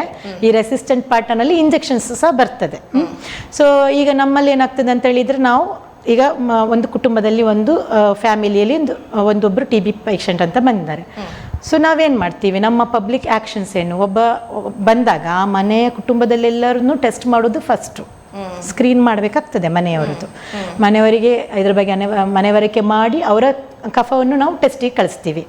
ಸೊ ಮನೆಯಲ್ಲಿ ಸಹ ಹುಡುಕ್ಬೇಕು, ಯಾಕಂದರೆ ಆ ಮನುಷ್ಯ ನಾವು ಎಲ್ಲಿಂದ ಬಂತು ಅದನ್ನು ನಾವು ಪ್ರೈಮರಿ ಅದನ್ನು ಹುಡುಕ್ಬೇಕಾಗ್ತದೆ, ಸೋರ್ಸ್ನ ಹುಡುಕ್ಬೇಕಾಗ್ತದೆ. ಸೊ ಆ ಸೋರ್ಸ್ನ ಹುಡುಕಿದ ಮೇಲೆ ಆ ಮನೆಯಲ್ಲಿ 6 ವರ್ಷಕ್ಕಿಂತ ಚಿಕ್ಕ ವಯಸ್ಸಿನ ಮಗು ಇದ್ರೆ ಆ ಮಗುವಿಗೆ ರೋಗ ಹರಡದಂತೆ ಟ್ಯಾಬ್ಲೆಟ್ ಹಾಕಬೇಕಾಗ್ತದೆ. ಅದನ್ನು ನಾವು TPT ಅಂತ, ಟ್ರೀಟ್ಮೆಂಟ್ ಅಂದರೆ ಪ್ರಿವೆಂಟಿವ್ ಥೆರಪಿ ಅಂತ ಹೇಳ್ತೀವಿ. ಯಾವುದೇ TB ಪೇಷಂಟು ಅವರ ಮನೆಯಲ್ಲಿ 6 ವರ್ಷಕ್ಕಿಂತ ಚಿಕ್ಕ ವಯಸ್ಸಿನ ಮಗು ಇತ್ತಂತ ಹೇಳಿದ್ರೆ ಆ ಮಗುವಿಗೆ ಹರಡದಿದ್ದಾಗೆ, ಯಾಕಂದ್ರೆ ನ್ಯಾಚುರಲಿ ಆ ಮಗುವಿಗೆ ಇಮ್ಯುನಿಟಿ ಕಮ್ಮಿ ಇರ್ತದೆ, ಹರಡುವ ಚಾನ್ಸಸ್ ಜಾಸ್ತಿ ಇರ್ತದೆ ಮಕ್ಕಳಿಗೆ. ಸೊ ಆ ಮಕ್ಕಳಿಗೆ ಹರಡದಿದ್ದಾಗೆ ನಾವು ಒಂದು ಟ್ಯಾಬ್ಲೆಟ್ ಹಾಕ್ತೀವಿ, ಪ್ರೊಫೈಲಾಕ್ಸಿಸ್ ಟ್ಯಾಬ್ಲೆಟ್ ಕೊಡ್ತೀವಿ. ದೊಡ್ಡವರಿದ್ರೆ ಈಗ ಮುಂಚೆ ದೊಡ್ಡವ್ರ ಬಗ್ಗೆ ನಾವು ಟೆನ್ಷನ್ ಮಾಡ್ತಿಲ್ಲ ಇತ್ತು, ಈಗ ದೊಡ್ಡವರ ಬಗ್ಗೆ ಸಹ ನಾವು TB ಇನ್ಫೆಕ್ಷನ್, ಈಗ ಇದ್ರ ಬಗ್ಗೆ ಮಾತಾಡುವ ನಾವು. ಅಂದ್ರೆ ನಾವೀಗ ಡಿಟೆಕ್ಷನ್ ಹೇಳಿದ್ವಿ, ಟ್ರೀಟ್ಮೆಂಟ್ ಹೇಳಿ, ಈಗ ಪ್ರಿವೆಂಟ್ ಬಗ್ಗೆ ಮಾತಾಡುವ. ಪ್ರಿವೆಂಟ್ ಬಗ್ಗೆ ನಾನು ಒಂದು ಮಗು ಇದು ನಿಮ್ಗೆ ಆಲ್ರೆಡಿ ಹೇಳಿದ್ದೀನಿ. ದೊಡ್ಡವರಿಗೆ ಬಂದಂತಾಗ ಈಗ ನಮ್ಗೆ TB ಪ್ರಿವೆಂಟಿವ್ ಅಲ್ಲಿ ನಾವೀಗ ದೊಡ್ಡವರಿಗೂ ಟೆಸ್ಟ್ ಮಾಡುವಂಥದ್ದು ಬಂದಿದೆ. ಮಕ್ಕಳಿಗೆ ನಾವು ಏನು ಟೆಸ್ಟ್ ಮಾಡದೆ ಹಾಗೆ ಹಾಕ್ತಾ ಇದ್ದೀವಿ. ಬಟ್ 6 ವರ್ಷಕ್ಕಿಂತ ಮೇಲೆ ಇರುವ ವಯಸ್ಸಿಗೆ ಎಲ್ಲ ಟೆಸ್ಟ್ ಮಾಡ್ತಾ ಇದ್ದೀವಿ. ಟೆಸ್ಟಲ್ಲಿ ನಮಗೆ ಮುಂಚೆ ಈಗ IGRA ಟೆಸ್ಟ್ ಅಂತ ಇತ್ತು, ಅದು ಬ್ಲಡ್ ಟೆಸ್ಟ್, ಇಂಟರ್ಫೆರನ್ ಗಾಮಾ ರಿಲೀಸ್ ಅಂತ ಹೇಳಿ ಬ್ಲಡ್ ಸ್ಯಾಂಪಲಿಂಗ್ ತಗೊಂಡೋಗಿ ನೋಡುವಂಥದ್ದು. ಇದರಲ್ಲಿ ಏನು ಗೊತ್ತಾಗ್ತದೆ, ಆ ವ್ಯಕ್ತಿಯಲ್ಲಿ TB ಇನ್ಫೆಕ್ಷನ್ ಇದೆಯಾ ಇಲ್ವಾ ಅಂತ ಇನ್ಫೆಕ್ಷನ್ ನೋಡುವಂಥದ್ದು. ಡಿಸೀಸ್ ನಾವೀಗ ಡಿಸೀಸ್ ಪರ್ಸನ್ಗೆ ಸಿಂಪ್ಟಮ್ಸು ಇರ್ತದೆ, ಬ್ಯಾಕ್ಟೀರಿಯಾನು ಇರ್ತದೆ ಮೈಯಲ್ಲಿ. ಬಟ್ ಈ ಇನ್ಫೆಕ್ಷನ್ ಅಲ್ಲಿ ಖಾಲಿ ಬ್ಯಾಕ್ಟೀರಿಯಾ ಇರ್ತದೆ, ಅವನಿಗೇನು ಸಿಂಪ್ಟಮ್ಸ್ ಇರಲ್ಲ. ನಾವು ಕಫ ಟೆಸ್ಟ್ ಮಾಡ್ತೀವಿ, ಡಿಸೀಸ್ ಏನಿರಲ್ಲ, ಬಟ್ ಅವನ ದೇಹದಲ್ಲಿ ಇನ್ಫೆಕ್ಷನ್ ಇದೆಯಾ ಇಲ್ವಾ ಅಂತ ನೋಡುವ ಟೆಸ್ಟ್ ಸಹ ಬಂದಿದೆ. ಅದನ್ನು ನಾವೀಗ ಮಾಡ್ತಾ ಇದ್ದೀವಿ ಎಲ್ಲ ಕಡೆ. That is one IGRA test ಅಂತ. ಇನ್ನೊಂದು ಹೊಸದಾಗಿ ಈಗ ಲಾಂಚ್ ಆಗಿರುವಂಥ CYTB ಅಂತ, ಜಸ್ಟ್ ಲೈಕ್ ಮಾಂಟು ಟೆಸ್ಟ್, ಒಂದು ಅಂದರೆ ಸ್ಕಿನ್ನಿಗೆ ಒಂದು ಸ್ವಲ್ಪ ಟೆಸ್ಟ್ ಮಾಡಿ ಅಂತ ಅದ್ರ ಇಂಡ್ಯೂರೇಷನ್ ಅಂತ ನೋಡುವಂಥದ್ದು ಮ್ಯಾಂಟು ಟೆಸ್ಟ್, CYTB ಅಂತ. ಒಂದು ಬ್ಲಡ್ ಟೆಸ್ಟ್, ಇನ್ನೊಂದು ಸ್ಕಿನ್ ಟೆಸ್ಟ್, 2 ಟೆಸ್ಟ್ ಇದೆ ಈಗ. ಸೊ ಏನಾಗ್ತದೆ ಅಂತ ಹೇಳಿದರೆ, ಇನ್ಫೆಕ್ಷನ್ TB ಇನ್ಫೆಕ್ಷನ್ ಬರುವಾಗ ಅವನ ಬಾಡಿಯಲ್ಲಿ ಬ್ಯಾಕ್ಟೀರಿಯಾ ಇರ್ತದೆ, ಬಟ್ ಅವನು ಡಿಸೀಸಲ್ಲಿ ಇರಲ್ಲ. ಬಟ್ ಹಾಗಂತ ಅವನು ಮುಂದೆ ಕಾಯಿಲೆ ಬರುವ ಚಾನ್ಸಸ್ ಇಲ್ಲ ಅಂತ ಏನಲ್ಲ ಅಲ್ವಾ, ಅವನಿಗೆ ಚಾನ್ಸಸ್ ಮುಂದೆ ಬರ್ಬೋದು. ಬಟ್ ನಮಗೆ ಬೇಗ ಒಂದು ಗೊತ್ತಾಗದ್ರೆ, ನನ್ನ ಬಾಡಿಯಲ್ಲಿ ನಿಮ್ಮ ಬಾಡಿಯಲ್ಲಿ ಇನ್ಫೆಕ್ಷನ್ ಇದೆ ಅಂತ ಗೊತ್ತಾದಾಗ ಆ ಇನ್ಫೆಕ್ಷನ್ ಕಾಯಿಲೆಗೆ ಬರ್ದಿದ್ದಾಗೆ ತಡೀಲಿಕ್ಕೆ ಒಂದು ಮೆಡಿಸಿನ್ ಇದೆಯಲ್ಲ. ಸೊ ನಮ್ಗೆ ಈಗ ಅದೇ ಮಕ್ಕಳಿಗೆ ಹೇಗೆ ಕೊಡ್ತೀವಲ್ಲ, ದೊಡ್ಡವರಿಗೂ ಸಹ TB ಪ್ರಿವೆಂಟಿವ್ ಥೆರಪಿ ಇದೆ. ಅದರಲ್ಲಿ TB ಪ್ರಿವೆಂಟಿವ್ ಥೆರಪಿಲಿ ನಮಗೆ ಡ್ರಗ್ಸ್ ಇದೆ, ಮೆಡಿಸಿನ್ ಮಾತ್ರೆಗಳಿದ್ದಾವೆ. ಮಾತ್ರೆಯಲ್ಲಿ 2 ನಮೂನೆ ಇದೆ, ಒಂದು 6 ಮಂತ್ NH ಅಂತ, ಇನ್ನೊಂದು 3 ಮಂತ್ಸಿಗೆ ಖಾಲಿ 12 ಟ್ಯಾಬ್ಲೆಟ್ಸ್ ತಗೊಳ್ಳೋದು, 12 ವಾರಕ್ಕೆ. ಅದರಲ್ಲಿ ಏನಂತ ಹೇಳಿದರೆ, ನೀವು 2 ನಮೂನೆ ಮಾತ್ರೆ ಬರ್ತದೆ, 3 HP ಅಂತ. ಇದು ಬಿಟ್ಟು ಈಗ ಹೊಸದಾಗಿ ವ್ಯಾಕ್ಸಿನ್ ಬಂದಿರುವಂಥದ್ದು BCG ವ್ಯಾಕ್ಸಿನ್, ಇಂಜೆಕ್ಷನ್. ಈಗ ಅಡಲ್ಟ್ BCG ವ್ಯಾಕ್ಸಿನ್ ನಾನು ಇವತ್ತು ಇಲ್ಲಿ ಬಂದು ಮಾತಾಡ್ಲಿಕ್ಕೆ ಖುಷಿ, ಯಾಕಂದ್ರೆ ಇವತ್ತು ಕರ್ನಾಟಕದಲ್ಲಿ ಸ್ಟೇಟಲ್ಲಿ ಲಾಂಚ್ ಮಾಡಿದ್ರು.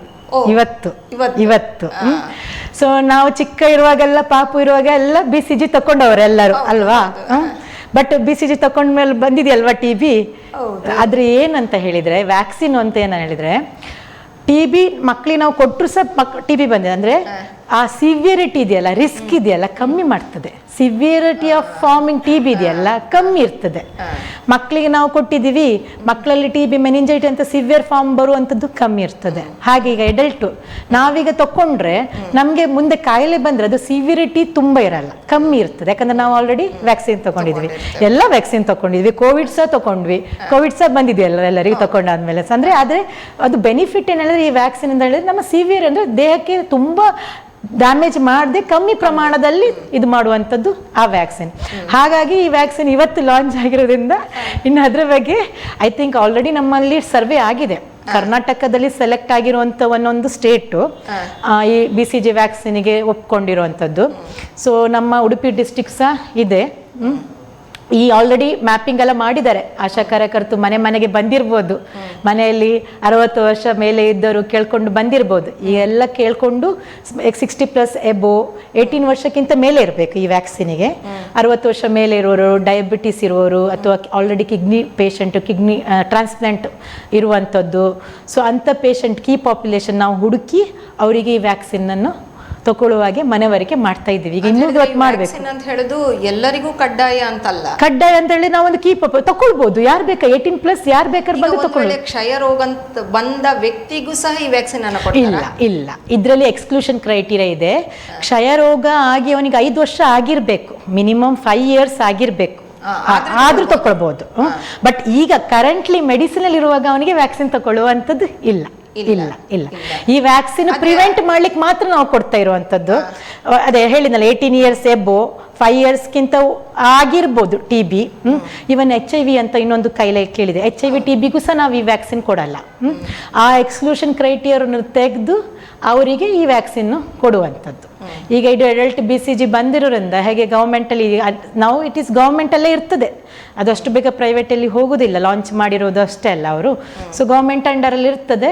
ಇನ್ನೆಲ್ಲರಿಗೂ ಹೇಗೆ ಕೋವಿಡ್ ಬಂದಾಗ ಎಲ್ಲರಿಗೂ ಇದು ಮಾಡಿದ್ದಾರೆ, ಇದ್ರ ಬಗ್ಗೆ ಜಾಸ್ತಿ ಜಾಗ್ರತೆಯನ್ನು ಮಾಡ್ತಾರೆ. ಇವತ್ತು ಲಾಂಚ್ ಆಗಿದೆ, ಇನ್ನು ಜನ ನಾನು ಜನಸಾಮಾನ್ಯರಿಗೆ ಅದೇ ರಿಕ್ವೆಸ್ಟ್ ಮಾಡುವಂತ, ಈ ಥರ ಒಂದು ವ್ಯಾಕ್ಸಿನ್ ಇದೆ, ನೀವು ಹೋಗಿ ಅದನ್ನು ಕೇಳಿ ಪಡೆಯಬೇಕಂತ. ಅದೇ ನಿಜವಾಗಿ ಯಾವ್ದಾದ್ರೆ ಬಂದ್ರೆ ಸಹ ಬಹುಶಃ ಇದರಿಂದ ಅದು ಯಾಕೆ ತಗೊಳ್ಬೇಕು, ಅದರಿಂದ ಏನೆಲ್ಲ ಉಪಯೋಗ ಉಂಟು ಅಂತ ಹೇಳ್ಕೊಂಡು ಡಾಕ್ಟರ್ ಹೇಳಿದ್ರು. ಇನ್ನು ಹೆಚ್ಚಿನ ಮಾಹಿತಿ ಬೇಕಾದಾಗ ಸಂಬಂಧಪಟ್ಟ ಇಲಾಖೆಯಲ್ಲಿ ಹೋಗಿ ಕೇಳಿದಾಗ ಸಂಪೂರ್ಣವಾದ ಮಾಹಿತಿ ಬರ್ತದೆ. ನಿಮಗೂ ಕೂಡ ಒಂದು ಧೈರ್ಯ ಬರ್ಬೋದು, ಯಾಕೆ ತಗೊಳ್ಬಾರ್ದು, ಯಾಕೆ ತಗೊಳ್ಬೇಕು, ಎಲ್ಲದರ ಬಗ್ಗೆ ಸವಿವರವಾಗಿ ಅವ್ರು ಹೇಳ್ತಾರೆ. ಬಂದಂಥ ಏನು ವ್ಯಾಕ್ಸಿನನ್ನು ಸದುಪಯೋಗ ಪಡಿಸ್ಕೊಳ್ಳಿ ಅಂತ ಹೇಳ್ತಾ, ಡಾಕ್ಟ್ರೆ ಇನ್ನೇನಾದರೂ ಈ ಒಂದು ಕ್ಷಯರೋಗದ ಬಗ್ಗೆ ಹೇಳಲಿಕ್ಕೆ ಉಂಟಾ? ಇನ್ನು ಬೇಸಿಕ್ಲಿ ನಾನು 10 ವರ್ಷದಿಂದ ಇದರಲ್ಲಿ ಇದ್ದೀನಿ. ಸೊ ಅದೇ ಮಕ್ಕಳು ಅಂದರೆ ಒಂದು 18 ವರ್ಷದಲ್ಲಿ ಅವರ ಬರುವವರ ಮದುವೆ ಮುಂದೆ ಆಗ್ಬೋದಾ ಅಂಥದ್ದೆಲ್ಲ ಡೌಟ್ಸ್ ಇರ್ತದೆ. TB ಕಾಯಿಲೆ ಬಂತು, ನನಗೆ ಮುಂದೆ ಮದುವೆ ಆಗ್ತದಾ? ನಾವೀಗ ಕಾಯಿಲೆ ಬಿಟ್ಟು ಹೋದರೆ ಜನಸಾಮಾನ್ಯ ಮನಸ್ಸಲ್ಲಿ ಕಾಯಿಲೆ ಇರುವ ಬಗ್ಗೆ ಥಿಂಕ್ ಮಾಡೋದಾದ್ರೆ ಮುಂದೆ ಮದುವೆ ಆಗ್ಬೋದಾ? TB ಕಾಯಿಲೆ ಬಂದ ವ್ಯಕ್ತಿಗೆ ದೇಹದ ಒಳಗೆ ಯಾವ್ದಾದ್ರು ಬದಲಾವಣೆಗಳು ಆ ತರದ್ ಏನಾದ್ರು ಆಗ್ತದೆ? ಏನೂ ಆಗಲ್ಲ. ಈ ತರದ ಪ್ರಶ್ನೆಗಳು ಅವ್ರ ಮನಸ್ಸಲ್ಲಿ ಯಾಕಂದ್ರೆ ಸೊಸೈಟಿ ಆಗಿದೆ. ಅಂದ್ರೆ ಇವಳಿಗೆ ಕಾಯಿಲೆ ಇದೆ, ಇವಳನ್ನು ಮನೆಯಿಂದ ಮುಂದೆ ಮದುವೆ ಆದ್ರೆ ಮನೆಯಿಂದ ಹೊರಗೆ ಹಾಕ್ತಾರಾ? ಇದೆಲ್ಲ ಸ್ಟಿಗ್ಮಾ ಅಲ್ವಾ? ತಪ್ಪು ಕಲ್ಪನೆಗಳು. ಅಂತ ಸ್ಟಿಗ್ಮಾ ಅಂದ್ರೆ ಮಿಸ್ ಅಂತ ಹೇಳ್ತೀವಲ್ಲ, ಏನು ಜನರ ಮನಸ್ಸಲ್ಲಿ ಇದೆ ಮೂಢನಂಬಿಕೆಗಳು, ಫಸ್ಟ್ ಅದನ್ನು ತೆಗಿಬೇಕಾಗ್ತದೆ. ನಾನು ಇವಾಗಲೂ ಅದೇ ಹೇಳುದು, ನಿಮಗೆ ಡಯಾಗ್ನೋಸಿಸ್ ಮಾಡಲಿಕ್ಕೆ ಒಳ್ಳೆ ಫೆಸಿಲಿಟಿ ಇದೆ, ಟ್ರೀಟ್ಮೆಂಟ್ ಒಳ್ಳೆ ಇದೆ, ಗುಣ ಆಗ್ತದೆ ಕಂಪ್ಲೀಟಾಗಿ ಗುಣ ಆಗಿ ನೀವು ಹೋಗ್ಬೋದು. ಹಾಗಿರುವಾಗ ಈ ಮೂಢನಂಬಿಕೆಯಲ್ಲಿ ಬದುಕಬಾರ್ದು. ತುಂಬ ಜನ ನಮ್ಮ ಬಗ್ಗೆ ಹೇಳಬೇಡಿ, ಏನು ಇಲ್ಲ, ಇದು ಒಂದು ಥರದ ಕಾಯಿಲೆ ಅಷ್ಟೇ, ಅದರಲ್ಲಿ ಅಪನಂಬಿಕೆ ಇಟ್ಕೊಂಡು ಅಥವಾ ಮೂಢನಂಬಿಕೆ ಇಟ್ಕೊಂಡು ಬದುಕುವಂಥದ್ದಿಲ್ಲ. ಫಸ್ಟು ಮನುಷ್ಯ ಯಾರೇ ಆಗಲಿ ಫಸ್ಟ್ ಮೆಂಟಲಿ ಸ್ಟ್ರಾಂಗ್ ಆಗಬೇಕು. ಇಲ್ಲ, ಇದು ಒಂದು ಕಾಯಿಲೆ, ನಾನು ಇದನ್ನು ಎಕ್ಸೆಪ್ಟ್ ಮಾಡಬೇಕು. ನೀವು ಮೆಂಟಲಿ ಎಕ್ಸೆಪ್ಟ್ ಮಾಡಿದ್ರೆ ಮಾತ್ರ ನಿಮಗೆ ಮತ್ತೆಲ್ಲ ಸುಲಭ ಆಗ್ತದೆ ಅಲ್ವಾ? ಇಲ್ಲ ನನಗೇನೋ ತೊಂದರೆ ಆಗಿದೆ ಅಂತ ಯೋಚನೆ ಮಾಡ್ತಾ ಕುಂತ್ಕೊಂಡಿರಬಾರ್ದು. ಅದು ಇನ್ನೂ ದೊಡ್ಡ ಪ್ರಾಬ್ಲಮ್ ಆಗ್ತದೆ. ಸೊ ಫಸ್ಟ್ ಇದ್ರ ಬಗ್ಗೆ ತುಂಬ ನಿಮ್ಮಲ್ಲಿ ಎಷ್ಟು ಆ್ಯಡ್ ಬರ್ತಾ ಉಂಟು, ಅದ್ರ ಬಗ್ಗೆ ತುಂಬ ಜನ ಬಂದು ಮಾತಾಡಿದ್ದಾರೆ. ನಮ್ಮಲ್ಲಿ ಅದೇ ಹೇಳ್ತೀವಲ್ಲ, TB ಚಾಂಪಿಯನ್, ನಾವು ಹುಡುಕ್ತೀವಿ TB ಚಾಂಪಿಯನ್ಸ್ ಅಂತ. ವರ್ಷದಲ್ಲಿ ಒಂದು ಸಲ ಯಾರೇ TB ಸೋಂಕಿತ ವ್ಯಕ್ತಿಗೆ ಅವರೇ ಆಗಿ ಖುದ್ದಾಗಿ ಬಂದು ಮಾತಾಡುವ ಚಾನ್ಸಸ್ ಪ್ಲಾಟ್ಫಾರ್ಮ್ ನಾವು ಕೊಡ್ತಾ ಇದ್ವಿ. ಅಂದ್ರೆ 4 ಜನರಿಗೆ ಅದರಿಂದ ಅನಿಸ್ಬೇಕು, ಓಕೆ ನಮಗೆ ಬಂದಾಗ ಏನು ಅದ್ರ ಬಗ್ಗೆ ವರಿ ಮಾಡ್ಬೇಕಂತಿಲ್ಲ, ಟ್ರೀಟ್ಮೆಂಟ್ ಇದೆ, ಗುಣ ಆಗ್ತದೆ ಅಂತ. ಕ್ಯೂರ್ ಆಗದೇ ಇಲ್ಲದಿದ್ರೆ ಅದು ಬೇರೆ ಪ್ರಶ್ನೆ. ಬಟ್ ಕ್ಯೂರ್ ಆಗುವ ಕಂಪ್ಲೀಟ್ ಸವಲತ್ತುಗಳು ಇರೋದ್ರಿಂದ ನಾನು ಚಂದದಲ್ಲಿ ತಗೊಂಡು ಒಂದು ನಾವು ಜನ ಕಾಮನ್ ಡಿಸೀಸ್ ಅಂತಾನೆ ಎಕ್ಸೆಪ್ಟ್ ಮಾಡಲಿ ಅಂತ ಫಸ್ಟ್ ಜನ ಅದನ್ನು ಎಕ್ಸೆಪ್ಟ್ ಮಾಡಬೇಕು. ಮತ್ತೊಂದೇ ಕರೆಕ್ಟಾಗಿ ಕೋರ್ಸ್ ಟ್ರೀಟ್ಮೆಂಟು ಅದು ಇಂಪಾರ್ಟೆಂಟು. 6 ಮಂತ್ ಕರೆಕ್ಟಾಗಿ ತಗೊಂಡ್ರೆ ಒಂದ್ಸಲ ಗುಣ ಆಗಿ ಹೋಗ್ತದೆ. ಬರೋದ್ರಲ್ಲಿ ನಾವು ತಡಿಸ್ಲಿಕ್ಕೆ ಆಗಲ್ಲ, ಯಾಕಂದ್ರೆ ನಮ್ಮ ಪಾಪ್ಯುಲೇಷನ್ ಹಾಗಿದೆ, ಕ್ರೌಡೆಡ್ ಏರಿಯಾ ಆಗಿದೆ ಅಲ್ವಾ? ಸರಿಯಾಗಿ ತಗೊಂಡು ಇನ್ನೊಬ್ಬರಿಗೆ ಹರಡದಿದ್ದಾಗೆ ನೋಡ್ಕೊಳ್ಳುವಂಥದ್ದು ಅದು ಇಂಪಾರ್ಟೆಂಟ್ ಆಗಿರ್ತದೆ. ವೀಕ್ಷಕರೇ, ಇಲ್ಲಿಯವರೆಗೆ ಕ್ಷಯ ರೋಗದ ಬಗ್ಗೆ ಇರುವಂತಹ ಒಂದಷ್ಟು ಭಯವನ್ನು ಡಾಕ್ಟ್ರು ನಿವಾರಿಸಿದ್ರು. ಮೊದಲು ಇದ್ದಂತಹ ಯಾವುದೇ ಥರದಾದಂಥ ಭಯ ಬೇಡ, ಬಂತು ಅಂತಾದರೆ ಅದಕ್ಕೆ ಸೂಕ್ತ ಚಿಕಿತ್ಸೆ ಉಂಟು, ಸಂಪೂರ್ಣವಾಗಿ ಗುಣಮುಖರಾಗಿ ನಿಮ್ಮ ಹಾಗೆ ಸಹಜವಾಗಿ ಜೀವನವನ್ನು ಮಾಡಬಹುದು ಅನ್ನುವಂತಹ ದೃಢ ವಿಶ್ವಾಸವನ್ನು ಸಹ ಹೇಳಿದರು. ಮತ್ತು ಹೊಸದಾಗಿ ಇವತ್ತು ಲಾಂಚ್ ಆದಂತಹ ಒಂದು BCG ಇದರ ಬಗ್ಗೆ ಕೂಡ ಹೇಳಿದರು, ಅದ್ರ ಬಗ್ಗೆ ಕೂಡ ಗಮನ ಹರಿಸಿ. ವೀಕ್ಷಕರೇ, ಇಲ್ಲಿಯವರೆಗೆ ಕ್ಷಯ ರೋಗದ ಬಗ್ಗೆ ಸಂಪೂರ್ಣ ಮಾಹಿತಿಯನ್ನು, ನಮ್ಮಲ್ಲಿ ಇರುವಂಥ ಒಂದಷ್ಟು ಭಯವನ್ನು ಡಾಕ್ಟ್ರು ನಿವಾರಿಸಿದ್ರು. ಅವರಿಗೆ ತುಂಬ ಹೃದಯದ ಧನ್ಯವಾದವನ್ನು ಹೇಳ್ತಾ, ಈ ಒಂದು ಕಾರ್ಯಕ್ರಮದ ಮುಂದಿನ ಭಾಗವಾಗಿ ನಿಶ್ಚಯ ಅಂತ ಒಂದು ಆ್ಯಪ್ ಇದೆ, ಅದರಲ್ಲಿ ಹಲವಷ್ಟು ವಿಚಾರವನ್ನು ಸಹ ತಿಳಿದುಕೊಳ್ಳಲಿಕ್ಕಿದೆ. ಆ ವಿಚಾರವನ್ನು ತಿಳಿಸ್ಲಿಕ್ಕೆ ನಮ್ಮ ಜೊತೆಗೆ ಪ್ರಶಾಂತ್ ಶೆಟ್ಟಿ ಅವರು ಇದ್ದಾರೆ. ಅವರಿಗೆ ಕಾರ್ಯಕ್ರಮಕ್ಕೆ ಸ್ವಾಗತವನ್ನು ಕೋರ್ತಾ ಇದ್ದೇನೆ. ನಿಶ್ಚಯ ಎನ್ನುವಂಥ ಒಂದು ಆ್ಯಪ್ ಇರಬಹುದು, ಅದರ ಬಗ್ಗೆ ಸಂಪೂರ್ಣವಾದ ಮಾಹಿತಿಯನ್ನು ನಿಮಗೆ ಕೊಡಲಿಕ್ಕೆ ನಮ್ಮ ಜೊತೆಗೆ ಪ್ರಶಾಂತ್ ಶೆಟ್ಟಿ ಅವರು ಇದ್ದಾರೆ. ಸರ್, ಈ ಒಂದು ವಿಚಾರದ ಬಗ್ಗೆ ಸಂಪೂರ್ಣ ಮಾಹಿತಿಯನ್ನು ನಮ್ಮ ವೀಕ್ಷಕರಿಗೆ ನೀಡಬೇಕು ಅಂತ ಕೇಳ್ತಾ ಇದ್ದೇನೆ. ಒಂದಷ್ಟು ಎಕ್ಸ್ಪ್ಲನೇಷನ್ ಅನ್ನು ಮೇಡಮ್ ಹೇಳಿದ್ರು, ಯಾವ ರೀತಿ ಡಯಾಗ್ನೋಸ್ ಆಗ್ತದೆ, ಡಯಾಗ್ನೋಸ್ ಆದ ನಂತರ ಯಾವ ರೀತಿ ಟ್ರೀಟ್ಮೆಂಟ್ ಆಗ್ತದೆ, ಅದರ ಜೊತೆಗೆ ಪ್ರಿವೆನ್ಷನ್ ಅನ್ನು ಯಾವ ತರ ತಗೊಳ್ಬೇಕಂತ, ಇದೆಲ್ಲವನ್ನ ಮಾಡ್ತಾ ಇರಬೇಕಾದ್ರೆ ಏನಾಗ್ತದೆ, ನಮ್ಮ ಗೌರ್ಮೆಂಟ್ ಒಂದು ಸಿಸ್ಟಮ್ ಅಲ್ಲಿ ಮಾನಿಟರೈಸ್ ಮಾಡ್ತದೆ. ಇದನ್ನೇ ನಿಕ್ಷಯ ಅಂತ ಹೇಳ್ತೇವೆ. Yes ma'am. ನಿಕ್ಷಯ ಅಂತ ಹೇಳಿದ್ರೆ ನೀ ಮತ್ತೆ ಕ್ಷಯವನ್ನ ಡಿವೈಡ್ ಆಗಿ ಮಾಡಿದ್ರೆ, ನೀ ಇನ್ ದ ಸೆನ್ಸ್ ಹಿಂದಿಯಲ್ಲಿ ಆದ್ರೆ ನಿವಾರಣ ಅಂತ ಹೇಳ್ತೇವೆ, ಇಂಗ್ಲಿಷ್ ಅಲ್ಲಿ ಆದ್ರೆ ಎಂಡ್ ಅಂತ ಹೇಳ್ತೇವೆ. ಕ್ಷಯ ಅಂತ ಹೇಳಿದ್ರೆ ಇದೆ ನಮ್ಮ TB ಡಿಸೀಸ್. ಕ್ಷಯರೋಗವನ್ನ ಎಂಡ್ ಮಾಡುವಂತ ಒಂದು ಸಾಫ್ಟ್ವೇರ್, ಅದನ್ನ ಎಲ್ಲವನ್ನ ಡಾಕ್ಯುಮೆಂಟೇಶನ್ ಅಥವಾ ಮಾನಿಟರೈಸೇಷನ್ ಮಾಡುವಂತ ಸಾಫ್ಟ್ವೇರ್ ನಿಕ್ಷಯ ಆಗಿರ್ತದೆ. ಸೊ ಇದು ನಿಕ್ಷಯ ಅನ್ನುವಂಥದ್ದು ಪ್ರೈವೇಟ್ ಆ್ಯಂಡ್ ಪಬ್ಲಿಕ್ ಸೆಕ್ಟರ್ಗೆ ಒಂದೇ ಇರ್ತದೆ. ಅದು ನಿಕ್ಷಯ ಪ್ರೈವೇಟ್ ಅಲ್ಲೂ ಎನ್ರೋಲ್ಮೆಂಟ್ ಆಗಿರ್ತದೆ, ಅಂದ್ರೆ ರಿಜಿಸ್ಟರ್ ಆಗಿರ್ತದೆ, ಪ್ರೈವೇಟ್ ಪಬ್ಲಿಕ್ ಅಲ್ಲೂ ರಿಜಿಸ್ಟರ್ ಆಗಿರ್ತದೆ. ಈ ನಿಕ್ಷಯ ಏನ್ ಕೆಲಸ ಮಾಡ್ತದೆ, ಈ TB ಪ್ರೋಗ್ರಾಮ್ ಅಲ್ಲಿ ನಿಕ್ಷಯ ಏನ್ ಕೆಲಸ ಮಾಡ್ತದೆ ಅಂತ ಹೇಳಿದ್ರೆ, ಆಲ್ ಓವರ್ ಇಂಡಿಯಾದಲ್ಲಿ ನಿಕ್ಷಯ ಅನ್ನುವಂಥ ಸಾಫ್ಟ್ವೇರ್ ಒಂದೇ ಆಗಿರ್ತದೆ. ಹೌದು ಮೇಡಮ್. ಯಾವುದೇ ಸ್ಟೇಟಿಗೆ ಹೋದ್ರೆ ಕೂಡ TB ರಿಲೇಟೆಡ್ ಡಾಕ್ಯುಮೆಂಟೇಶನ್ ಅಥವಾ TB ರಿಲೇಟೆಡ್ ಯಾವುದೆಲ್ಲ ರೆಕಾರ್ಡ್ಸ್ ಇದೆ, ಇದು ನಿಕ್ಷಯ ಸಾಫ್ಟ್ವೇರ್ ಅಲ್ಲಿ ರಿಜಿಸ್ಟರ್ ಆಗಿರ್ತದೆ. ಹೌದು ಮೇಡಮ್. ಸಪೋಸ್ ಈಗ ಒಂದು ಪೇಷಂಟ್ ಒಂದ್ಸಲ ತಮಿಳುನಾಡಲ್ಲಿ ಟ್ರೀಟ್ಮೆಂಟ್ ತಗೊಂಡು ನಮ್ಮಲ್ಲಿಗೆ ಬಂದ್ರೆ, ನಮ್ಮಲ್ಲಿ ಏನಾದರೂ ಅವರು ಟ್ರೀಟ್ಮೆಂಟ್ ತಗೊಂಡದ್ದು ಹೇಳದಿದ್ರೆ ಕೂಡ ಅವ್ರು ಕೊಟ್ಟಂತ ಫೋನ್ ನಂಬರ್ ಅಥವಾ ಬ್ಯಾಂಕ್ ಅಕೌಂಟ್ಸ್ ಸೇಮ್ ಆಗಿದ್ರೆ ಇಲ್ಲಿ ಆಲ್ರೆಡಿ ಎಕ್ಸಿಸ್ಟ್ ಅಂತ ಬರ್ತದೆ. ಯಾಕಂತ ಹೇಳಿದ್ರೆ ಮೇಡಮ್ ಆಗ್ಲಿ ಹೇಳಿದಾಗೆ, ಒಂದು ಪೇಷಂಟ್ಗೆ ಟ್ರೀಟ್ಮೆಂಟ್ ಕೊಡಬೇಕಾದ್ರೆ ಅದರಲ್ಲಿ ಕ್ಯಾಟಗರೈಸ್ ಇರ್ತದೆ, ಅವನು ಫಸ್ಟ್ ಟೈಮ್ ತಗೊಂಡಿದ್ದಾನ ಅಥವಾ ಸೆಕೆಂಡ್ ಟೈಮ್ ತಗೊಂಡಿದ್ದಾನ ಅಂತ. ಸೊ ಅದೆಲ್ಲ ಡಿಸೈಡ್ ಆಗಬೇಕಾದ್ರೆ ಈ ಸಾಫ್ಟ್ವೇರ್ ಕೂಡ ಹೆಲ್ಪ್ ಮಾಡ್ತದೆ.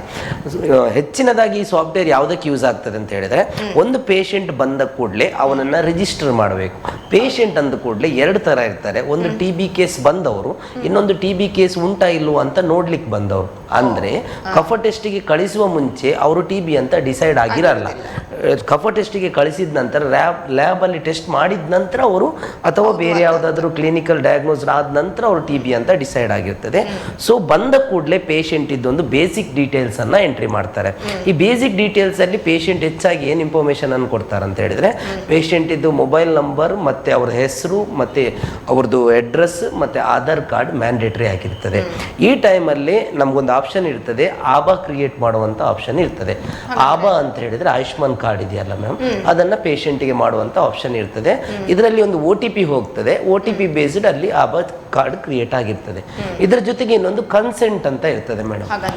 ಕನ್ಸೆಂಟ್ ಅಂತ ಏನು ಹೇಳಿದ್ರೆ ಒಪ್ಪಿಗೆ ಪತ್ರ ಅಂತ ಹೇಳ್ತಾರೆ. ಒಪ್ಪಿಗೆ ಅಂತ ಹೇಳಿದ್ರೆ ಎರಡು ರೀತಿಯಾಗಿ ನಮ್ಮಲ್ಲಿ ಕನ್ಸೆಂಟ್ ತಗೊಳ್ಳುವಂತ ಸಿಸ್ಟಮ್ ಇದೆ. ಒಂದು ವೇಳೆ ಪೇಷಂಟ್ TB ಅಂತ ಪಾಸಿಟಿವ್ ಬಂದ್ರೆ, ಮೇಡಮ್ ಅವರು ಹೇಳಿದಾಗೆ ಪೇಷಂಟ್ಗೆ ಸಮ್ ಬೆನಿಫಿಟ್ಸ್ ಗೌರ್ಮೆಂಟ್ ಇಂದ ಸಿಗ್ತದೆ. ಅದರ ಜೊತೆಗೆ ಕೆಲವೊಂದು ಪೇಷಂಟ್ಗೆ ಅಡಿಷನಲ್ ಬೆನಿಫಿಟ್ಸ್ ಬೇಕಾಗ್ತದೆ. ಯಾಕೆ ಈ ಅಡಿಷನಲ್ ಬೆನಿಫಿಟ್ಸ್ ಬೇಕಾಗ್ತದೆ ಅಂತ ಹೇಳಿದ್ರೆ, ನಮ್ಮ ಪೇಷಂಟ್ ಎಲ್ಲರೂ ರಿಚ್ ಆಗಿ ಇರಲ್ಲ, ಸಮ್ ಪೇಷಂಟ್ ಪುವರ್ ಆಗಿರ್ತಾರೆ. ಪೇಷಂಟಿಗೆ ಮೆಡಿಸಿನ್ಸ್ ಮಾತ್ರ ಸಾಕಾಗಲ್ಲ, ಅಡಿಷನಲ್ ಆಗಿ ನ್ಯೂಟ್ರಿಷನಲ್ ಫುಡ್ ಬೇಕಾಗಿರ್ತದೆ. ಸೊ ಈ ನ್ಯೂಟ್ರಿಷನಲ್ ಫುಡ್ ಬೇಕಾಗಿರ್ತದೆ. ಇದು ಫುಡ್ ಬೇಕಾ ಬೇಡವಾ, ಬೇಕಿದ್ದವರಿಗೆ ನಾವು ಕೊಡಬೇಕಾದ್ರೆ ಒಂದು ಕನ್ಸೆಂಟ್ ಒಪ್ಪಿಗೆ ಪತ್ರವನ್ನು ತೆಗೆದುಕೊಳ್ಬೇಕಾಗ್ತದೆ. ಸಪೋಸ್ ಪೇಷಂಟ್ ಬೇಕು ಅಂದ್ರು ನಾವು ಅದಕ್ಕೆ ಕನ್ಸೆಂಟ್ ತಗೊಳ್ಬೇಕು, ಬೇಡ ಅಂದ್ರೂ ಕನ್ಸೆಂಟ್ ತಗೊಳ್ಬೇಕು. ಇದು ಬೇಸಿಕ್ ಪ್ರೋಸೆಸ್ ಅಲ್ಲಿ ಎನ್ರೋಲ್ಮೆಂಟ್ ಅಲ್ಲಿ ಆಗಿಬಿಡ್ತದೆ.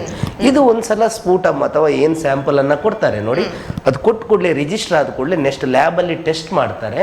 ಇದರಲ್ಲಿ ಐದರ್ ಪಾಸಿಟಿವ್ ಆರ್ ನೆಗೆಟಿವ್ ಬರ್ತದೆ. ನೆಗೆಟಿವ್ ಬಂದ್ರೆ ಏನು ಬೇಕು ಫರ್ದರ್ ಇನ್ವೆಸ್ಟಿಗೇಷನ್ ಅದನ್ನ ಮಾಡಿ ಯಾವ ಡಿಸೀಸ್ ಅಂತ ಫೈಂಡ್ ಔಟ್ ಮಾಡಿ ಅದಕ್ಕೆ ಟ್ರೀಟ್ಮೆಂಟ್ ಕೊಡ್ತಾರೆ. ಸಪೋಸ್ ಏನಾದರೂ ಪಾಸಿಟಿವ್ ಅಂತ ಬಂದ್ರೆ ಅದನ್ನ ಲ್ಯಾಬ್ ಅಲ್ಲಿ ಎಂಟ್ರಿ ಮಾಡ್ತಾರೆ. ಇದು ಪ್ರೈವೇಟ್ ಆಗಲಿ ಅಥವಾ ಪಬ್ಲಿಕ್ ಆಗಲಿ ಇದು ಸೇಮ್ ಮೆಥಡ್ ಆಗಿರ್ತದೆ.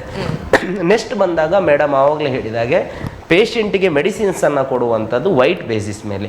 ಆಸ್ ಪರ್ ವೈಟ್ ನೋಡಿ ಇನಿಷಿಯಲ್ ಇನ್ವೆಸ್ಟಿಗೇಷನ್ ಅನ್ನ ಎಂಟ್ರಿ ಮಾಡಬೇಕಾಗ್ತದೆ. ಅಂದ್ರೆ ಪೇಷಂಟ್ ಹೈಟ್ ವೈಟ್ ಎಲ್ಲವನ್ನ ಎಂಟ್ರಿ ಮಾಡಿ ನಿಕ್ಷಯಲ್ಲಿ ಎಂಟ್ರಿ ಮಾಡ್ತಾರೆ. ಸೊ ಎಲ್ಲ ಬೇಸಿಕ್ ಡೀಟೇಲ್ಸ್ ಅನ್ನ ಎಂಟ್ರಿ ಮಾಡ್ಲಿಕ್ಕೆ ಇರುವಂತಹ ಸಾಫ್ಟ್ವೇರ್ ನಿಕ್ಷಯ ಸಾಫ್ಟ್ವೇರ್. ಇದನ್ನ CTD ಡೆವಲಪ್ ಮತ್ತು ಮೇಂಟೆನೆನ್ಸ್ ಅನ್ನು ಮಾಡುವಂಥದ್ದು CTD ಸೆಂಟ್ರಲ್ TB ಡಿವಿಷನ್. ಇದನ್ನು ಅದರ ಜೊತೆಗೆ ಗೌರ್ಮೆಂಟ್ ಆಫ್ ಇಂಡಿಯಾ ಕೂಡ ಅದನ್ನು ಮಾನಿಟರೈಸ್ ಮಾಡ್ತಾ ಇದೆ. Government of India health and family welfare department ಏನುಂಟು ಅದನ್ನು ಮಾಡ್ತಾ ಇದೆ. ಅದರ ಜೊತೆಗೆ ಇನ್ಫೋಟೆಕ್ ಅಂತ ಉಂಟು, ಅಂದರೆ ಇನ್ಫಾರ್ಮೇಷನ್ ಟೆಕ್ನಾಲಜಿದೊಂದುಂಟು, ಅವರು ಅದರ ಜೊತೆಗೆ WHO ಕೂಡ ಇದನ್ನು ಮಾನಿಟರೈಸ್ ಮಾಡ್ತಾ ಇದ್ದಾರೆ. ಇದರಲ್ಲಿ ನಮ್ಮ ಇಂಡಿಯಾದಲ್ಲಿ ಎಷ್ಟು TB ಕೇಸಸ್ ಡಿಟೆಕ್ಟ್ ಆಯಿತು ಇದೆಲ್ಲವೂ ಆಗುವಂಥದ್ದು ಆಲ್ಮೋಸ್ಟ್ ಹೆಚ್ಚಿನ ಕೇಸಸ್ ಎಲ್ಲವೂ ಆಗುವಂಥದ್ದು ರಿಯಲ್ ಟೈಮಲ್ಲಿ ಆಗಬೇಕು ಅಂತಾರೆ. ಯಾಕಂತ ಹೇಳಿದರೆ ಪೇಷಂಟ್ ಬಂದ ಕೂಡಲೇ ಡಯಾಗ್ನೋಸ್ ಆದ ಕೂಡಲೇ ಅದು ಎಂಟ್ರಿ ಆದರೆ ಟ್ರೀಟ್ಮೆಂಟ್ಗೆ ಬೆಟರ್ ಆಗಿರ್ತದೆ. ಸೊ ಒಂದ್ಸಲ ಪೇಷಂಟ್ ಡಯಾಗ್ನೋಸ್ ಆದರೆ ನಂತರ ಪೇಷಂಟಿಗೆ ಟ್ರೀಟ್ಮೆಂಟ್ ಹಾಕಬೇಕು. ಸೊ ಇದು ಡಯಾಗ್ನೋಸಿಸ್ ಪೆಂಡಿಂಗ್ ಇದ್ದರೆ ನಮ್ಮ ಸ್ಟಾಫ್ಸ್ ಅಥವಾ ರಿಲೇಟೆಡ್ ಹಾಸ್ಪಿಟಲ್ನವರು ಇಮಿಡಿಯೇಟ್ ಆಗಿ ಪೇಷಂಟಿಗೆ ಫೋನ್ ಮಾಡಿ ಟ್ರೀಟ್ಮೆಂಟನ್ನು ಹಾಕ್ತಾರೆ. ಟ್ರೀಟ್ಮೆಂಟ್ ಇದು ಕೂಡ ಸಾಫ್ಟ್ವೇರಲ್ಲಿ ಎಂಟ್ರಿ ಆಗಲಿಕ್ಕೆ ಇರ್ತದೆ. ಇದಾದ ನಂತರ ಬೇಸಿಕ್ ಏನು ಇಂಪಾರ್ಟೆಂಟ್ ಏನಂತ ಹೇಳಿದರೆ, ಒಂದು ಸಲ ಪೇಷಂಟ್ ಡಯಾಗ್ನೋಸ್ ಆದರೆ ಅವ್ರ ಬ್ಯಾಂಕ್ ಅಕೌಂಟನ್ನು ನಾವು ತಗೊಳ್ತೇವೆ. ಯಾವ ಕಾರಣಕ್ಕೆ? ಬ್ಯಾಂಕ್ ಅಕೌಂಟನ್ನು ಯಾಕೆ ತಗೊಳ್ತೇವೆ ಅಂತ ಹೇಳಿದ್ರೆ ಅದಕ್ಕೆ DBT ಅಂತ ಕಾಲಮ್ ಹೆಸರು, ಅದರ ಅರ್ಥ ಡೈರೆಕ್ಟ್ ಬೆನಿಫಿಷಿಯರಿ ಟ್ರಾನ್ಸ್ಫರ್ ಅಂತ. ಇದು ಯಾವ ಯೋಜನೆಯಲ್ಲಿ ಬರ್ತಿದೆ ಅಂತ ಹೇಳಿದರೆ NPY ಅಂತ. NPY ಅಂತ ಹೇಳಿದರೆ ನಿಕ್ಷಯ್ ಪೋಷಣ್ ಯೋಜನೆ ಅಂತ. ಇದರಲ್ಲಿ ಅವರು ಬ್ಯಾಂಕ್ ಅಕೌಂಟನ್ನು ಯಾಕೆ ಎಂಟ್ರಿ ಮಾಡ್ತೇವೆ ಅಂತ ಹೇಳಿದರೆ ಗೌರ್ಮೆಂಟಿಂದ ಅವರಿಗೆ ದುಡ್ಡು ಬರ್ತದೆ, ನ್ಯೂಟ್ರಿಷನ್ ಫುಡ್ಡಿಗೋಸ್ಕರ ಬರ್ತದೆ. ಇದು ಯಾವ ಥರ ಬರ್ತದೆ ಅಂತ ಹೇಳಿದರೆ ಅರ್ಲಿಯರ್ ಆಗಿ ಪರ್ ಮಂತ್ 500 ಬರ್ತಾ ಇತ್ತು, ಇವಾಗ ಪರ್ ಮಂತ್ 1000 ರೂಪೀಸ್ ಬರ್ತದೆ. ಇದು ಎಷ್ಟು ತಿಂಗಳು ಪೇಷಂಟ್ ಟ್ರೀಟ್ಮೆಂಟ್ ತಗೊಳ್ತಾನೆ ಅಷ್ಟು ತಿಂಗಳು ಈ ಅಮೌಂಟ್ ಅನ್ನೋದು ಅವರಿಗೆ ಬರ್ತದೆ. For example 6 month basic treatment complete ಮಾಡಿದೆ 6000 ಬರ್ತದೆ. ಕೆಲವೊಂದು ಸಲ ಈ ಪೇಷಂಟಿಗೆ ಅಮೌಂಟ್ ಡಿಲೇ ಆಗ್ತದೆ, ಯಾಕಂತ ಹೇಳಿದ್ರೆ ಕೆಲವೊಂದು ಸಲ ಬಜೆಟ್ ಪ್ರಾಬ್ಲಮ್ ಏನಾದರೂ ಆದರೆ ಡಿಲೇ ಆಗ್ತದೆ, ಬಟ್ 100% ಆಗಿ ಅಮೌಂಟ್ ಬಂದೇ ಬರ್ತದೆ. ಇದು DBT ಅನ್ನುವಂಥದ್ದು ಸಾಫ್ಟ್ವೇರ್ ಆಗಿರ್ತದೆ. ಇದಾದ ನಂತರ ಪೇಷಂಟಿಗೆ ಅದರ್ ಇನ್ವೆಸ್ಟಿಗೇಷನ್ಸ್ ಕೂಡ ಮಾಡ್ತಾರೆ. ಮೇಡಮ್ ಆಗ ಹೇಳಿದರು ಡಯಾಬಿಟಿಸ್ ಆಗಿರಲಿ ಅಥವಾ ಟೊಬ್ಯಾಕೋ ಆಗಿರಲಿ, ಆಲ್ಕೋಹಾಲ್ ಆಗಿರಲಿ, ಇದೆಲ್ಲವೂ ಕಂಟ್ರೋಲ್ ಬರಬೇಕಾಗ್ತದೆ ನಮ್ಮ TB ಮೆಡಿಸಿನ್ಸ್ ವರ್ಕ್ ಆಗಬೇಕಾದ್ರೆ. ಸೊ ಇದನ್ನೆಲ್ಲವನ್ನು ಕಂಟ್ರೋಲ್ ಬರಲಿಕ್ಕೆ ಕೋಮಾರ್ಬಿಲಿಟಿ ಅಂತ ಒಂದು ಕಾಲಮ್ ಇರ್ತದೆ, ಅದರಲ್ಲಿ ಈ ಡೀಟೇಲ್ಸನ್ನು ಎಂಟ್ರಿ ಮಾಡ್ತಾರೆ. ಸಪೋಸ್ ಅವ್ರು ಡಯಾಬಿಟಿಕ್ ಪೇಷಂಟ್ ಆದರೆ ಅವರಿಗೆ ಮಂತ್ಲಿ ನೀವು ಡಯಾಬಿಟಿಕ್ ಆಗಿ ಫಾಲೋ ಅಪ್ ಮಾಡಿ ಅಂತ ಹೇಳ್ತಾರೆ. ಈ ಸಾಫ್ಟ್ವೇರ್ ಏನು ಹೆಲ್ಪ್ ಮಾಡ್ತದೆ ಅಂತ ಹೇಳಿದರೆ ಆ ಸಾಫ್ಟ್ವೇರಲ್ಲಿ ಎಂಟ್ರಿ ಮಾಡೋದಿದ್ರೆ ಈ ಸಾಫ್ಟ್ವೇರ್ ಹೇಳ್ತದೆ ಇದು ಎಂಟ್ರಿ ಆಗಿಲ್ಲ ಅಂತ ಈ ಸಾಫ್ಟ್ವೇರ್ ಹೆಲ್ಪ್ ಮಾಡ್ತದೆ. ಇದಾದ ನಂತರ ನೆಕ್ಸ್ಟ್ ಕಾಲಮ್ ಏನಿರ್ತದೆ ಅಂತ ಹೇಳಿದರೆ ಕಾಂಟ್ಯಾಕ್ಟ್ ಟ್ರೇಸಿಂಗ್ ಅಂತ ಇರ್ತದೆ. ಮೇಡಮ್ ಅವಾಗ ಹೇಳಿದರು ಯಾರು ಬಿಲೋ 5 ಇಯರ್ಸ್ ಇರ್ತದೆ, ಬಿಲೋ 6 ಇಯರ್ಸ್ ಇರ್ತದೆ, ಅಬೌವ್ 6 ಇಯರ್ಸ್ ಇರ್ತದೆ, ಇವರಿಗೆಲ್ಲ ಪ್ರಿವೆನ್ಷನ್ ಟ್ರೀಟ್ಮೆಂಟ್ ಹಾಕಬೇಕು, ಡಿಸೀಸ್ ಇದೆಯಾ ಇಲ್ವೋ ಅಂತ ನೋಡ್ಬೇಕಂತ ಹೇಳಿದ್ರಲ್ಲ, ಈ ಡೀಟೇಲ್ಸ್ ಎಂಟ್ರಿ ಆಗಿರುವಂಥದ್ದು ಇದರಲ್ಲಿ ಕಾಂಟ್ಯಾಕ್ಟ್ ಟ್ರೇಸಿಂಗಲ್ಲಿ. ಇದಾದ ನಂತರ ಅದರ್ಸ್ ಅಂತ ಇರ್ತದೆ. ಅದರ್ಸಲ್ಲಿ ಒಂದು 2-3 ಇರ್ತದೆ. ಏನಂತ ಹೇಳಿದರೆ ಪೇಷಂಟಿಗೆ ಯಾರು ಟ್ರೀಟ್ಮೆಂಟನ್ನು ಕೊಡ್ತಾರೆ ಅವರ ಹೆಸರನ್ನು ಎಂಟ್ರಿ ಮಾಡಲಿಕ್ಕೆ ಇರ್ತದೆ. ಅದರ ಜೊತೆಗೆ ಸಪೋಸ್ ಕೆಲವೊಂದು ಪೇಷಂಟ್ ಮೈಗ್ರೇನ್ಸ್ ಆಗಿರ್ತಾರೆ ಅಥವಾ ಇಲ್ಲಿ ಬಂದು ಡಯಾಗ್ನೋಸ್ ಆಗಿ ಅವ್ರ ರೆಸಿಡೆನ್ಸ್ ಬೇರೆ ಕಡೆ ಇರ್ತದೆ. ಅಂದರೆ ನಮ್ಮಲ್ಲಿ ಮೆಡಿಕಲ್ ಕಾಲೇಜ್ ಇದೆ, ಪ್ರೈವೇಟ್ ಇನ್ಸ್ಟಿಟ್ಯೂಷನ್ ಇದೆ, ಪ್ರೈವೇಟ್ ಹಾಸ್ಪಿಟಲ್ಸ್ ಇದೆ, ಇಲ್ಲೆಲ್ಲ ಉಡುಪಿಯವರೇ ಬರಲ್ಲ, ಬೇರೆ ಬೇರೆ ಕಡೆಯವರು ಬರ್ತಾರೆ. ಸಪೋಸ್ ಇಲ್ಲಿ ಡಯಾಗ್ನೋಸ್ ಆದರೆ ಅವರನ್ನು ಅವ್ರ ಕಡೆಗೆ ಕಳಿಸ್ಲಿಕ್ಕೆ ಟ್ರಾನ್ಸ್ಫರ್ ಸಿಸ್ಟಮ್ ಅನ್ನುವಂಥ ಮೆಕ್ಯಾನಿಸಮ್ ಇದೆ. ಈ ಸಿಸ್ಟಮಲ್ಲಿ ನಾವು ಪೇಷಂಟನ್ನು ಟ್ರಾನ್ಸ್ಫರ್ ಆಗಿ ಆನ್ಲೈನಲ್ಲಿ ಟ್ರಾನ್ಸ್ಫರ್ ಮಾಡ್ತೇವೆ. ಯಾವಾಗ ನಾವು ಟ್ರಾನ್ಸ್ಫರ್ ಮಾಡ್ತೇವೆ ಇದು ಅವರ ಏನು ಒಂದೊಂದು ಲಾಗಿನ್ ID ಇರ್ತದೆ, ಅವರ ಲಾಗಿನ್ IDಯಲ್ಲಿ ಇದು ಬ್ಲಿಂಕ್ ಆಗ್ತದೆ. ಅದನ್ನು ಅವ್ರು ರಿಸೀವ್ ಮಾಡಿದ ನಂತರ ಕೇಸ್ ನಮ್ಮಲ್ಲಿ ಡಯಾಗ್ನೋಸ್ ಆದರೂ ಕೂಡ ಅವರಲ್ಲಿ ಹೋಗ್ತದೆ. ಅದಾದ ನಂತರ ನಾನು ಏನು ಹೇಳ್ತಾ ಬಂದೆ ಪ್ರೊಸೆಸ್ ಇದನ್ನು ಅವರು ಮಾಡ್ತಾರೆ. ಇದಾದ ನಂತರ ಪೇಷಂಟ್ ಜಿಯೋಗ್ರಾಫಿಕ್ ಲೊಕೇಶನ್ ಕೂಡ ಇರ್ತದೆ. ಅಂದರೆ ನಮ್ಮಲ್ಲಿ ಹೆಲ್ತ್ ಸಿಸ್ಟಮಲ್ಲಿ ಬೇರೆ ಬೇರೆ ರೀತಿಯ ಫೀಲ್ಡ್ ಸ್ಟಾಫ್ಗಳು ಇರ್ತಾರೆ. ಇವ್ರು ಏನು ಮಾಡ್ತಾರೆ ಅಂತ ಹೇಳಿದರೆ ಅವ್ರ ಮನೆಗೆ ಹೋದಾಗ ಲೊಕೇಶನನ್ನು ಅಪ್ಡೇಟ್ ಮಾಡ್ತಾರೆ. ಈ ಲೊಕೇಶನಿಂದ ಏನು ಹೆಲ್ಪ್ ಆಗ್ತದೆ ಅಂತ ಹೇಳಿದರೆ ಹೈ ಬರ್ಡನ್ ಕೇಸಸ್ ಏರಿಯಾವನ್ನು ಕೂಡ ನಮಗೆ ಕಂಡುಹಿಡಿಯಲಿಕ್ಕೆ ಹೆಲ್ಪ್ ಆಗ್ತದೆ. ಫಾರ್ ಎಕ್ಸಾಂಪಲ್ ಒಂದು ಲೋಕಲ್ ಯಾವುದಾದ್ರೂ ಏರಿಯಾ ಇದೆ, ಅಲ್ಲಿ ತುಂಬ ಕೇಸಸ್ ಇದೆ ಅಂತ ಹೇಳಿದರೆ ಅಲ್ಲಿ ಹೋದಾಗ ಪೇಷಂಟ್ ವಿಸಿಟಿಗೆ ಹೋದಾಗ ಲೊಕೇಶನ್ ಅಪ್ಡೇಟ್ ಮಾಡಲಿಕ್ಕೆ ಇರ್ತದೆ. ಆ ಲೊಕೇಶನ್ ಕ್ಯಾಪ್ಚರ್ ಅದು ಡಾಟಾವನ್ನು ತೋರಿಸ್ತದೆ. ಇದು ಕೂಡ ಸಿಸ್ಟಮ್ ನಮ್ಮ ನಿಕ್ಷಯ್ ಸಾಫ್ಟ್ವೇರಲ್ಲೇ ಇದೆ. ಇದಾದ ನಂತರ ನಿಕ್ಷಯ್ ಮಿತ್ರ ಅಂತ ಹೇಳಿದರು. ನಿಕ್ಷಯ್ ಮಿತ್ರ ಅಂತ ಹೇಳಿದರೆ ಅದು ಯಾರೂ ಆಗಿರ್ಬೋದು, NGOನ ಆಗಿರ್ಬೋದು, ಗ್ರಾಮ ಪಂಚಾಯಿತಿ ಆಗಿರ್ಬೋದು, ಅಥವಾ ಯಾರಾದರೂ ಡೋನರ್ ಆಗಿರ್ಬೋದು, ಇವರಿಗೆಲ್ಲ ನಿಕ್ಷಯ್ ಮಿತ್ರ ಅಂತ ಹೇಳ್ತೇವೆ. ಇವರನ್ನು ನಾವು ರಿಜಿಸ್ಟರ್ ಮಾಡಬೇಕು. ಅಂದರೆ ಇವರೇನಾದರೂ ನಮಗೆ ಫುಡ್ ಕಿಟ್ ಏನಾದರೂ ಕೊಟ್ಟರೆ, ಪೇಷಂಟ್ಗೆ ಯಾರಿಗಾದರೂ ನೀಡಿದರೆ ಫುಡ್ ಕಿಟ್ ಯಾರಾದರೂ ಕೊಡ್ತೀನಿ ಅಂತ ಹೇಳಿದರೆ ಅವರನ್ನು ರಿಜಿಸ್ಟರ್ ಮಾಡ್ತೇವೆ. ರಿಜಿಸ್ಟರ್ ಮಾಡಿದಾಗ ಅವರ ಹೆಸರು, mobile number, address, Gmail ID mandatory ಆಗಿರ್ತದೆ. ಒಂದು ಸಲ ಅವ್ರ ಹೆಸರನ್ನು ರಿಜಿಸ್ಟರ್ ಮಾಡಿ ಅವ್ರು ಯಾವ ಪೇಷಂಟಿಗೆ ಫುಡ್ ಕಿಟ್ ಕೊಟ್ಟರು ಅದನ್ನು ನಾವು ಲಿಂಕ್ ಮಾಡಿದರೆ, ಅಂದರೆ ಪೇಷಂಟಿಗೆ ಲಿಂಕ್ ಮಾಡಲಿಕ್ಕೆ ಇರ್ತದೆ ಇಂಥ ಡೋನರ್ ಇಂಥವ್ರಿಗೆ ಕೊಟ್ಟರು ಅಂತ. ಸೊ ಅವ್ರಿಗೆ ಏನಾಗ್ತದೆ ಅಂತ ಹೇಳಿದರೆ ಮೇಲ್ IDಯಲ್ಲಿ ಒಂದು ಸರ್ಟಿಫಿಕೇಟ್ ಕೂಡ ಜನರೇಟ್ ಆಗಿ ಅವರಿಗೆ ಹೋಗ್ತದೆ. ಎಲ್ಲವೂ ಆನ್ಲೈನ್ ಸಿಸ್ಟಮಲ್ಲಿ ಪಕ್ಕಾ ಇರ್ತದೆ. ಯಾರು ಡೊನೇಟ್ ಮಾಡಿರ್ತಾರೆ ಅವರಿಗೆ ಸರ್ಟಿಫಿಕೇಟ್ಸ್ ಹೋಗ್ತದೆ. ಸೊ ಈ ಸಿಸ್ಟಮ್ ಇದೆ. ಇದಾದ ನಂತರ ಇದೆಲ್ಲ ಪೇಷಂಟ್ ಡಯಾಗ್ನೋಸ್ ಆದ ನಂತರ ಇರುವಂಥ ಬೆನಿಫಿಟ್ಸ್, ಪೇಷಂಟ್ಗೆ ಇರುವಂಥ ಬೆನಿಫಿಟ್ಸ್, ಅದರ ಜೊತೆಗೆ ಪೇಷಂಟ್ಗೆ ಯಾರೆಲ್ಲ ಹೆಲ್ಪ್ ಮಾಡ್ತಾರೆ ಇದೆಲ್ಲ ಬೆನಿಫಿಟ್ಸ್. ಅದಾದ ನಂತರ ಪೇಷಂಟ್ ಮೆಡಿಸಿನ್ ತಗೊಳ್ತಾನ ಇಲ್ವೋ ಅಂತ ನೋಡೋದಕ್ಕೂ ಒಂದು ಸಿಸ್ಟಮ್ ಇದೆ. 99 ಡಾಟ್ಸ್ ಅಂತಾರೆ. ಅಂದರೆ ಒಂದು ಮೆಡಿಸಿನ್ಸ್ ಕೊಟ್ಟರೆ ಅದಕ್ಕೊಂದು ಸ್ಲೀವ್ಸ್ ಇರ್ತದೆ. ಆ ಸ್ಲೀವ್ಸ್ ಓಪನ್ ಮಾಡಿದಾಗ ಅದರಲ್ಲೊಂದು ಫೋನ್ ನಂಬರ್ ಇರ್ತದೆ. ಸೊ ಆ ಫೋನ್ ನಂಬರಿಗೆ ಅವ್ರು ಮಿಸ್ ಕಾಲನ್ನು ಕೊಟ್ಟರೆ ಆಟೋಮೆಟಿಕ್ ಆಗಿ ಅವ್ರದ್ದೊಂದು ಚಾರ್ಟ್ ಇರ್ತದೆ, ಮೆಡಿಸಿನ್ ತಗೊಳ್ಳುವಂಥ ಚಾರ್ಟ್ ಇರ್ತದೆ. ಅದರಲ್ಲಿ ಕಲರ್ ಗ್ರೀನ್ ಕಲರ್ ಆಗಿ ಬ್ಲಿಂಕ್ ಆಗ್ತದೆ. ಒಂದು ವೇಳೆ ಅವರು ಮಿಸ್ ಕಾಲ್ ಕೊಟ್ಟಿಲ್ಲ ಅಂತ ಆದರೆ ರೆಡ್ ಕಲರಲ್ಲಿ ಇರ್ತದೆ. ಮೆಡಿಸಿನ್ ತಗೊಳ್ಳಿಲ್ಲ ಹೌದು, ತಗೊಳ್ಳಿಲ್ಲ ಅಂತ. ನೀವೀಗ ಕೇಳ್ಬೋದು, ಸಪೋಸ್ ಮೈಗ್ರೇನ್ ಪೇಷಂಟ್ ಇರ್ತಾರೆ, ಮೊಬೈಲ್ ಇರಲ್ಲ, ಅವರೆಲ್ಲ ಯಾವ ಥರ ಮಾಡ್ಬೋದು ಅಂತ. ಅವರಿಗೂ ಒಂದು ಆಪ್ಷನ್ ಇದೆ. ಸಪೋಸ್ 99 ಡಾಟ್ಸನ್ನು ಯೂಸ್ ಮಾಡಲ್ಲ ಅಂತ ಆದರೆ ಯಾರು ಡಾಟ್ ಪ್ರೊವೈಡರ್ ಆಗಿರ್ತಾರೆ ಅವರಿಗೆ ನಾವು ಅದನ್ನು ಹೇಳ್ತಾರೆ ಮ್ಯಾನ್ಯಲ್ ಆಗಿ ಎಂಟ್ರಿ ಮಾಡುವಂಥ ಕೂಡ ಆಪ್ಷನ್ಸ್ ಇರ್ತದೆ. ಸೊ ಇದೆರಡು ಆಪ್ಷನ್ಸ್ ಕೂಡ ನಮ್ಮ ನಿಕ್ಷೆಯಲ್ಲಿದೆ. ಸೊ ಒಂದು ಸಲ ಪೇಷಂಟ್ ಡಯಾಗ್ನೋಸ್ ಆದರೆ ಒಂದು ಸಲ ಪೇಷಂಟ್ ಎಲ್ಲಿ ತನಕ ಮುಗಿತದೆ ಅಲ್ಲಿ ತನಕವೂ ಟ್ರೀಟ್ಮೆಂಟಲ್ಲಿ ಇರ್ತದೆ. ನಾನು ಆಗ ದುಡ್ಡು ಬರೋದು ಹೇಳಿದೆ, ಇದು ಪೇಷಂಟ್ ಸದ್ಯ ಏನಾದರೂ ಸಪೋಸ್ ಏನಾದರೂ ಪೇಷಂಟ್ ಮಧ್ಯ ಮೆಡಿಸಿನ್ ಬಿಟ್ಟರೆ ಅಥವಾ ಪೇಷಂಟ್ ಏನಾದರೂ ಡೆತ್ ಆದರೆ ಇಂಥ ಸಂದರ್ಭದಲ್ಲಿ ಅವ್ರು ಯಾವ ಮಂತ್ ಡೆತ್ ಆಗಿದ್ದಾರೆ ಅಲ್ಲಿದ ನಂತರ ದುಡ್ಡು ಬರಲ್ಲ. ಈಗ ನೀವು ಕೇಳ್ಬೋದು, ಇಷ್ಟೆಲ್ಲ ಡಾಟಾ ತಗೊಳ್ತೀರಿ, ಸಪೋಸ್ ಸಮ್ ಪೇಷಂಟ್ ಬೇಡ ಅಂತಾರೆ, ಯಾಕಂತ ಹೇಳಿದರೆ ಅವ್ರು ಫೈನಾನ್ಷಿಯಲಿ ರಿಚ್ ಇರ್ತಾರೆ, ಬೇಡ ಅಂತ ಹೇಳಿದರೆ ಅದರಲ್ಲಿ ಫಾರ್ಗೋ ಅನ್ನುವಂಥ ಆಪ್ಷನ್ ಇದೆ. ಈಗ ಪ್ರೈವೇಟ್ ಸೆಕ್ಟ್ರಲ್ಲಿ ಹೆಚ್ಚಿನ ಪೇಷಂಟ್ ಬೇಡ ಅಂತಾರೆ, ಕೆಲವೊಬ್ಬರು ನಮ್ಗೆ ತುಂಬ ಅನುಕೂಲ ಇದೆ ಇದು ಬೇಡ ನಮಗೆ ಅಂತ ಹೇಳಿದರೆ ಅಲ್ಲಿ ಫಾರ್ಗೋ ಅಂತ ಟಿಕ್ ಮಾಡಿದರೆ ಪೇಷಂಟ್ ರೆಫ್ಯೂಸ್ ಮಾಡಿದ್ದಾರೆ ಅಂತ ಕೂಡ ನಾವು ಮಾಡ್ಬೋದು. ಸೊ ಇದೆಲ್ಲ ಗೌರ್ಮೆಂಟಲ್ಲಿ ಇರುವಂಥ ಸಾಫ್ಟ್ವೇರ್. ಈ ಸಾಫ್ಟ್ವೇರ್ ಮುಖಾಂತರನೇ ಬೇರೆ ಬೇರೆ ರಿವ್ಯೂ ಆಗ್ತದೆ, ಬೇರೆ ಬೇರೆ ನಮ್ಮ ಏನು ನಿಕ್ಷೆ ಅನ್ನುವಂಥದ್ದಿದೆ ಇದರಲ್ಲೆಲ್ಲವೂ ರೆಕಾರ್ಡ್ ಆಗ್ತದೆ. ಸೊ ನಿಕ್ಷೆ ಅನ್ನುವಂಥದ್ದು ಸಾಫ್ಟ್ವೇರ್ ಆಲ್ ಓವರ್ ಇಂಡಿಯಾದಲ್ಲಿ ಒಂದೇ ಇದೆ. ಎಲ್ಲಿ ಹೋದರೂ ಹೇಗೆ ಹೋದರೂ ಎಲ್ಲಿದ್ದರೂ ಪೇಷಂಟನ್ನು ಸರ್ಚ್ ಮಾಡ್ಬೋದು. ಇದಿಷ್ಟು ನಿಕ್ಷೆಯ ಬಗ್ಗೆ ಬ್ರೀಫಾಗಿ ಹೇಳಿದ್ದೀನಿ ಮೇಡಮ್. ಅಡಿಷ್ನಲ್ ಆಗಿ ಮೇಡಮ್ ಈ ನಿಕ್ಷೆಯಲ್ಲಿ ಎಷ್ಟು ಬೇಕಷ್ಟೇ ಇನ್ಫಾರ್ಮೇಷನನ್ನು ಕೊಟ್ಟಿದ್ದೇವೆ. ಅದರ ಜೊತೆಗೆ ಡಿಸೀಸ್ ಬಗ್ಗೆ ಇನ್ಫಾರ್ಮೇಷನನ್ನು ಹೇಳಿದ್ದಾರೆ. ಇನ್ನೊಂದು 100 days TB ಕ್ಯಾಂಪೈನ್ ಅಂತ ಆಗಿತ್ತು ನಮ್ಮಲ್ಲಿ. ಅದು ಡಿಸೆಂಬರ್ 7 ಆರಂಭ ಆಗಿ ಮಾರ್ಚ್ 17 ತನಕ ಇತ್ತು. ಏನಿದು 100 days ಕ್ಯಾಂಪೈನ್ ಅಂತ ಹೇಳಿದರೆ ಮೇಡಮ್ ಆಗ ಹೇಳಿದರು ನೋಡಿ, ವಲ್ನರೇಬಲ್ ಗ್ರೂಪ್ಸಿಗೆ BCG ವ್ಯಾಕ್ಸಿನ್ ಹಾಕ್ತೇವಂತ. ಅದೇ ರೀತಿ ಇದು ವಲ್ನರೇಬಲ್ ಗ್ರೂಪ್ಸನ್ನು ಫೈಂಡ್ ಮಾಡುವಂಥದ್ದು.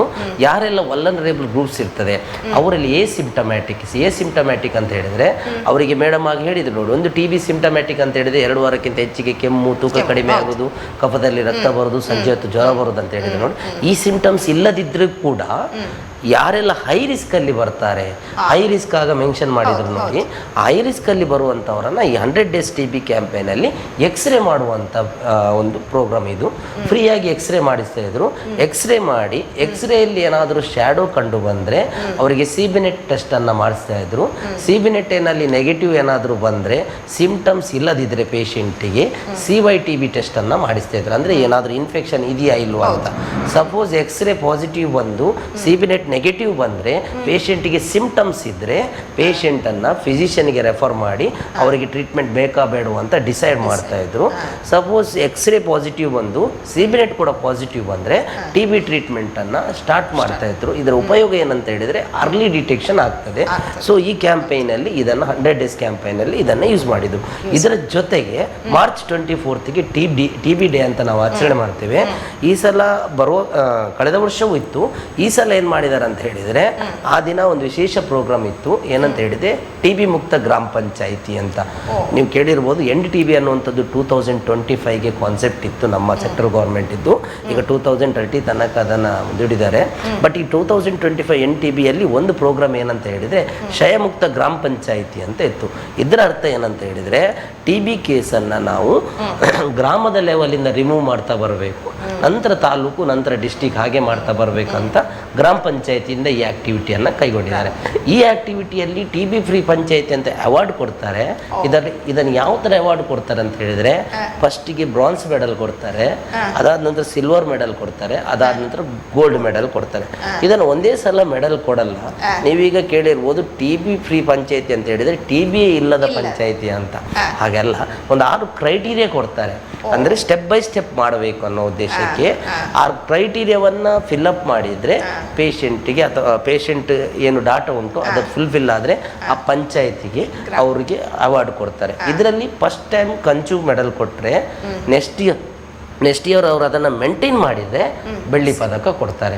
ಸಪೋಸ್ ನೆಕ್ಸ್ಟ್ ಇಯರ್ ಅದನ್ನು ಮೇಂಟೈನ್ ಮಾಡಿಲ್ಲ ಅಂತ ಆದರೆ ಅದು ಹೋಗಿ ಬಿಡ್ತದೆ, ಮತ್ತೆ ಅವರು ಕಂಚಿನಲ್ಲೇ ಪ್ರಯತ್ನ ಪಡಬೇಕಾಗ್ತದೆ. ಸೊ ಬೆಳ್ಳಿ ಮೆಡಲ್ ಕೂಡ ಅಚೀವ್ ಮಾಡಿದರೆ ನೆಕ್ಸ್ಟ್ ಇಯರ್ ಅವರು ಗೋಲ್ಡ್ ಮೆಡಲಿಗೆ ಅಪ್ಲೈ ಮಾಡಬಹುದು. ಸೊ ಇದು ಸಿಸ್ಟಮ್. ಇದು 6 ಕ್ರೈಟೀರಿಯಾ ಇದೆ. ಸಿಂಪಲ್ ಆಗಿ ಹೇಳೋದಾದರೆ ಹೇಗಂತ ಹೇಳಿದರೆ 1000ಗೆ 1 ಅಥವಾ 1 ಕೇಸಿಗಿಂತ ಕಡಿಮೆ ಇರಬೇಕು ಆ ಪಂಚಾಯತಿ ಏರಿಯಾದಲ್ಲಿ. ಮತ್ತು 1000 ಪಾಪ್ಯುಲೇಷನ್ಗೆ ಮಿನಿಮಮ್ ಅಂದರೆ 30% ಅಷ್ಟು ಕಫ ಟೆಸ್ಟ್ ಆಗಿರಬೇಕು. ಅದರ ಜೊತೆಗೆ ಕಳೆದ ವರ್ಷ ಏನು ಟ್ರೀಟ್ಮೆಂಟ್ ತಗೊಂಡಿರ್ತಾರೆ ನೋಡಿ, ಅವ್ರದ್ದು ಎಲ್ಲರದ್ದು ಅಂದರೆ ಅಪ್ ಟು 85% ಅಷ್ಟು ಕ್ಯೂರ್ ಆಗಬೇಕು. ಅದರ ಜೊತೆಗೆ ಆ ವರ್ಷದಲ್ಲಿ ಎಷ್ಟು ಜನ ಟ್ರೀಟ್ಮೆಂಟ್ ತೆಗೆದುಕೊಂಡಿರ್ತಾರೆ ನೋಡಿ, ಅವರಿಗೆ ಯಾರಿಗೆಲ್ಲ ಬ್ಯಾಂಕ್ ಅಕೌಂಟ್ ಅಂದರೆ ದುಡ್ಡು ಬೇಕಂತ ಹೇಳಿರ್ತಾರೆ ನೋಡಿ, DBTಗೆ ಓಕೆ ಅಂತ ಕೊಟ್ಟಿದ್ದು ಅವರಿಗೆಲ್ಲವೂ DBT ಎಂಟ್ರಿ ಆಗಿರಬೇಕು. ಅದರ ಜೊತೆಗೆ ಫುಡ್ ಕಿಟ್ ಬೇಕಂತ ಹೇಳಿದವರಿಗೆ ಫುಡ್ ಕಿಟ್ ಕೊಟ್ಟಿರಬೇಕು. ಅದರ ಜೊತೆಗೆ ಏನಂತ ಹೇಳಿದರೆ ಅವರಿಗೆ ಒಂದು UDST ಟೆಸ್ಟ್ ಅಂತ ಮಾಡ್ತಾರೆ. ಅಂದರೆ TBದು ಡ್ರಗ್ಸ್ ಸೆನ್ಸಿಟಿವಿಟಿ ಟೆಸ್ಟನ್ನು ನೋಡೋದಿರ್ತದೆ, ರೆಸಿಸ್ಟೆಂಟ್ ಇದೆಯೋ ಅಲ್ಲೋ ಅಂತ ನೋಡೋದು. ಅದು ಯಾರೆಲ್ಲ ಎಲಿಜಿಬಲ್ ಇರ್ತಾರೆ ಅವರಿಗೆ ಒಂದು 60% ಅಷ್ಟು ಆಗಿರಬೇಕು. ಇದೆಲ್ಲ ಕ್ರೈಟೀರಿಯಾ ಅಚೀವ್ ಮಾಡಿದರೆ ಆ ಪಂಚಾಯಿತಿ ಅವಾರ್ಡ್ಗೆ ಎಲಿಜಿಬಲ್ ಇರ್ತದೆ. ಅದಕ್ಕೊಂದು ಸಪ್ರೇಟ್ ಜಿಲ್ಲಾ ಮಟ್ಟದಿಂದ ಟೀಮ್ ಮಾಡ್ತಾರೆ.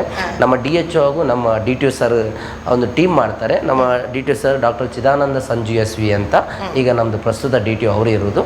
ಸೊ ಅವ್ರ ನೇತೃತ್ವದಲ್ಲಿ ಒಂದು ಟೀಮ್ ಆಗಿರ್ತದೆ. ಬೇರೆ ಬೇರೆ ಟೀಮ್ ಮಾಡಿ ಬೇರೆ ಬೇರೆ ಪಂಚಾಯಿತಿ PSC ವೆರಿಫಿಕೇಷನ್ ಮಾಡಿ ಅವ್ರು ಎಲಿಜಿಬಲ್ ಅಂತ ಕನ್ಫರ್ಮೇಷನ್ ಆದ ನಂತರ ಆ ಮೆಡಲ್ಸನ್ನು ಈ ಸಲ DC ಆಫೀಸಲ್ಲಿ ಕೊಟ್ಟಿದ್ದಾರೆ, CO ಸರ್ ಅವರು ಕೊಟ್ಟಿದ್ದಾರೆ.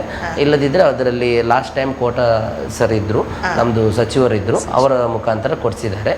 ಸೊ ಈ ಥರ ಪ್ರೋಗ್ರಾಮಲ್ಲಿ ಅವಾರ್ಡ್ ಸಿಸ್ಟಮ್ ಕೂಡ ಇದೆ. ಇದು ಕ್ಷಯಮುಕ್ತ ಗ್ರಾಮ ಪಂಚಾಯಿತಿ ಅನ್ನುವಂಥ ಕಾನ್ಸೆಪ್ಟ್. Yes ma'am. ಸರ್, ಇಲ್ಲಿಯವರೆಗೆ ನಿಶ್ಚಯ ಒಂದು ಸಂಪೂರ್ಣ ಮಾಹಿತಿಯನ್ನು ನೀಡಿದ್ರಿ. ಮತ್ತು ಗ್ರಾಮಗಳಲ್ಲಿಯೂ ಕೂಡ ಹೇಗೆ ಅವರು ಅವಾರ್ಡನ್ನು ಪಡಿಬಹುದು, ಅದಕ್ಕೆ ಯಾವುದೇ ರೀತಿಯಾದಂಥ ಕ್ರೈಟೀರಿಯಾ ಉಂಟು, ಅದನ್ನು ಕೂಡ ಸೂಕ್ಷ್ಮವಾಗಿ ಅದನ್ನು ಹೇಳಿದ್ರಿ. ಸರ್, ಇಲ್ಲಿಯವರೆಗೆ ಬಂದು ಈ ಎಲ್ಲ ವಿಚಾರವನ್ನು ಹೇಳಿದ್ದಕ್ಕಾಗಿ ತಮಗೆ ತುಂಬ ಹೃದಯದ ಧನ್ಯವಾದಗಳು. ಆಗದಿಂದ ನಿರಂತರವಾಗಿ 1 ಗಂಟೆ ತನಕ ನಮ್ಮ ಹತ್ರ ಮಾತಾಡ್ತಾ prevention is better then cure ಅಂತಾರೆ. ಹಾಗೆ ನೀವೆಲ್ಲ ಎಚ್ಚೆತ್ತುಕೊಳ್ಬೇಕು ಈ ಡಿಸೀಸ್ ಬಗ್ಗೆ ಅಂತ ಒಂದು ಉತ್ತಮವಾದ ಕಾರ್ಯಕ್ರಮವನ್ನು ನಿರೂಪಣೆ ಮಾಡಿದ್ದೀರಿ. ಅದರ ಜೊತೆಗೆ ನಮಗೆ ಅವಕಾಶ ಕೊಟ್ಟಂತ ನಿಮ್ಮ ಚಾನಲ್ಗೆ ನಮ್ಮ ಕಡೆಯಿಂದ ಧನ್ಯವಾದ ಮೇಡಮ್. ನಮಸ್ತೆ ಸರ್. Thank you. ಇಲ್ಲಿಯವರೆಗೆ ಪ್ರಶಾಂತ್ ಶೆಟ್ಟಿ ಇವರು ಸೀನಿಯರ್ ಟ್ರೀಟ್ಮೆಂಟ್ ಸೂಪರ್ವೈಸರ್ ಆಗಿ ಯೂನಿಟ್ ಉಡುಪಿ ಇದರಲ್ಲಿ ಕಾರ್ಯವನ್ನು ನಿರ್ವಹಿಸ್ತಾ ಇದ್ದಾರೆ. ಇವರು ನಿಶ್ಚಯ ಬಗ್ಗೆ ಸಂಪೂರ್ಣವಾದ ಮಾಹಿತಿಯನ್ನು ನೀಡಿದರು. ಇದರಿಂದ ಕೂಡ ನಿಮಗೆ ಎಷ್ಟು ಉಪಯೋಗ ಆಗ್ತದೆ ಅಂತ ಹೇಳೋದು ನಿಮಗೆ ಗೊತ್ತಾಗಿರಬಹುದು.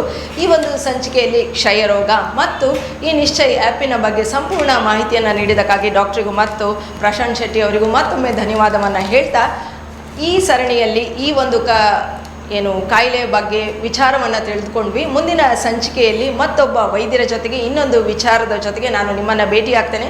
ಅಲ್ಲಿಯವರೆಗೆ ತಾವೆಲ್ಲರೂ ಸಹ ತಮ್ಮ ಆರೋಗ್ಯವನ್ನು ಚೆನ್ನಾಗಿ ನೋಡಿಕೊಳ್ಳಿ ಅಂತ ಹೇಳ್ತಾ ಕಾರ್ಯಕ್ರಮವನ್ನು ಮುಗಿಸ್ತಾ ಇದ್ದೇನೆ. ನಮಸ್ಕಾರ.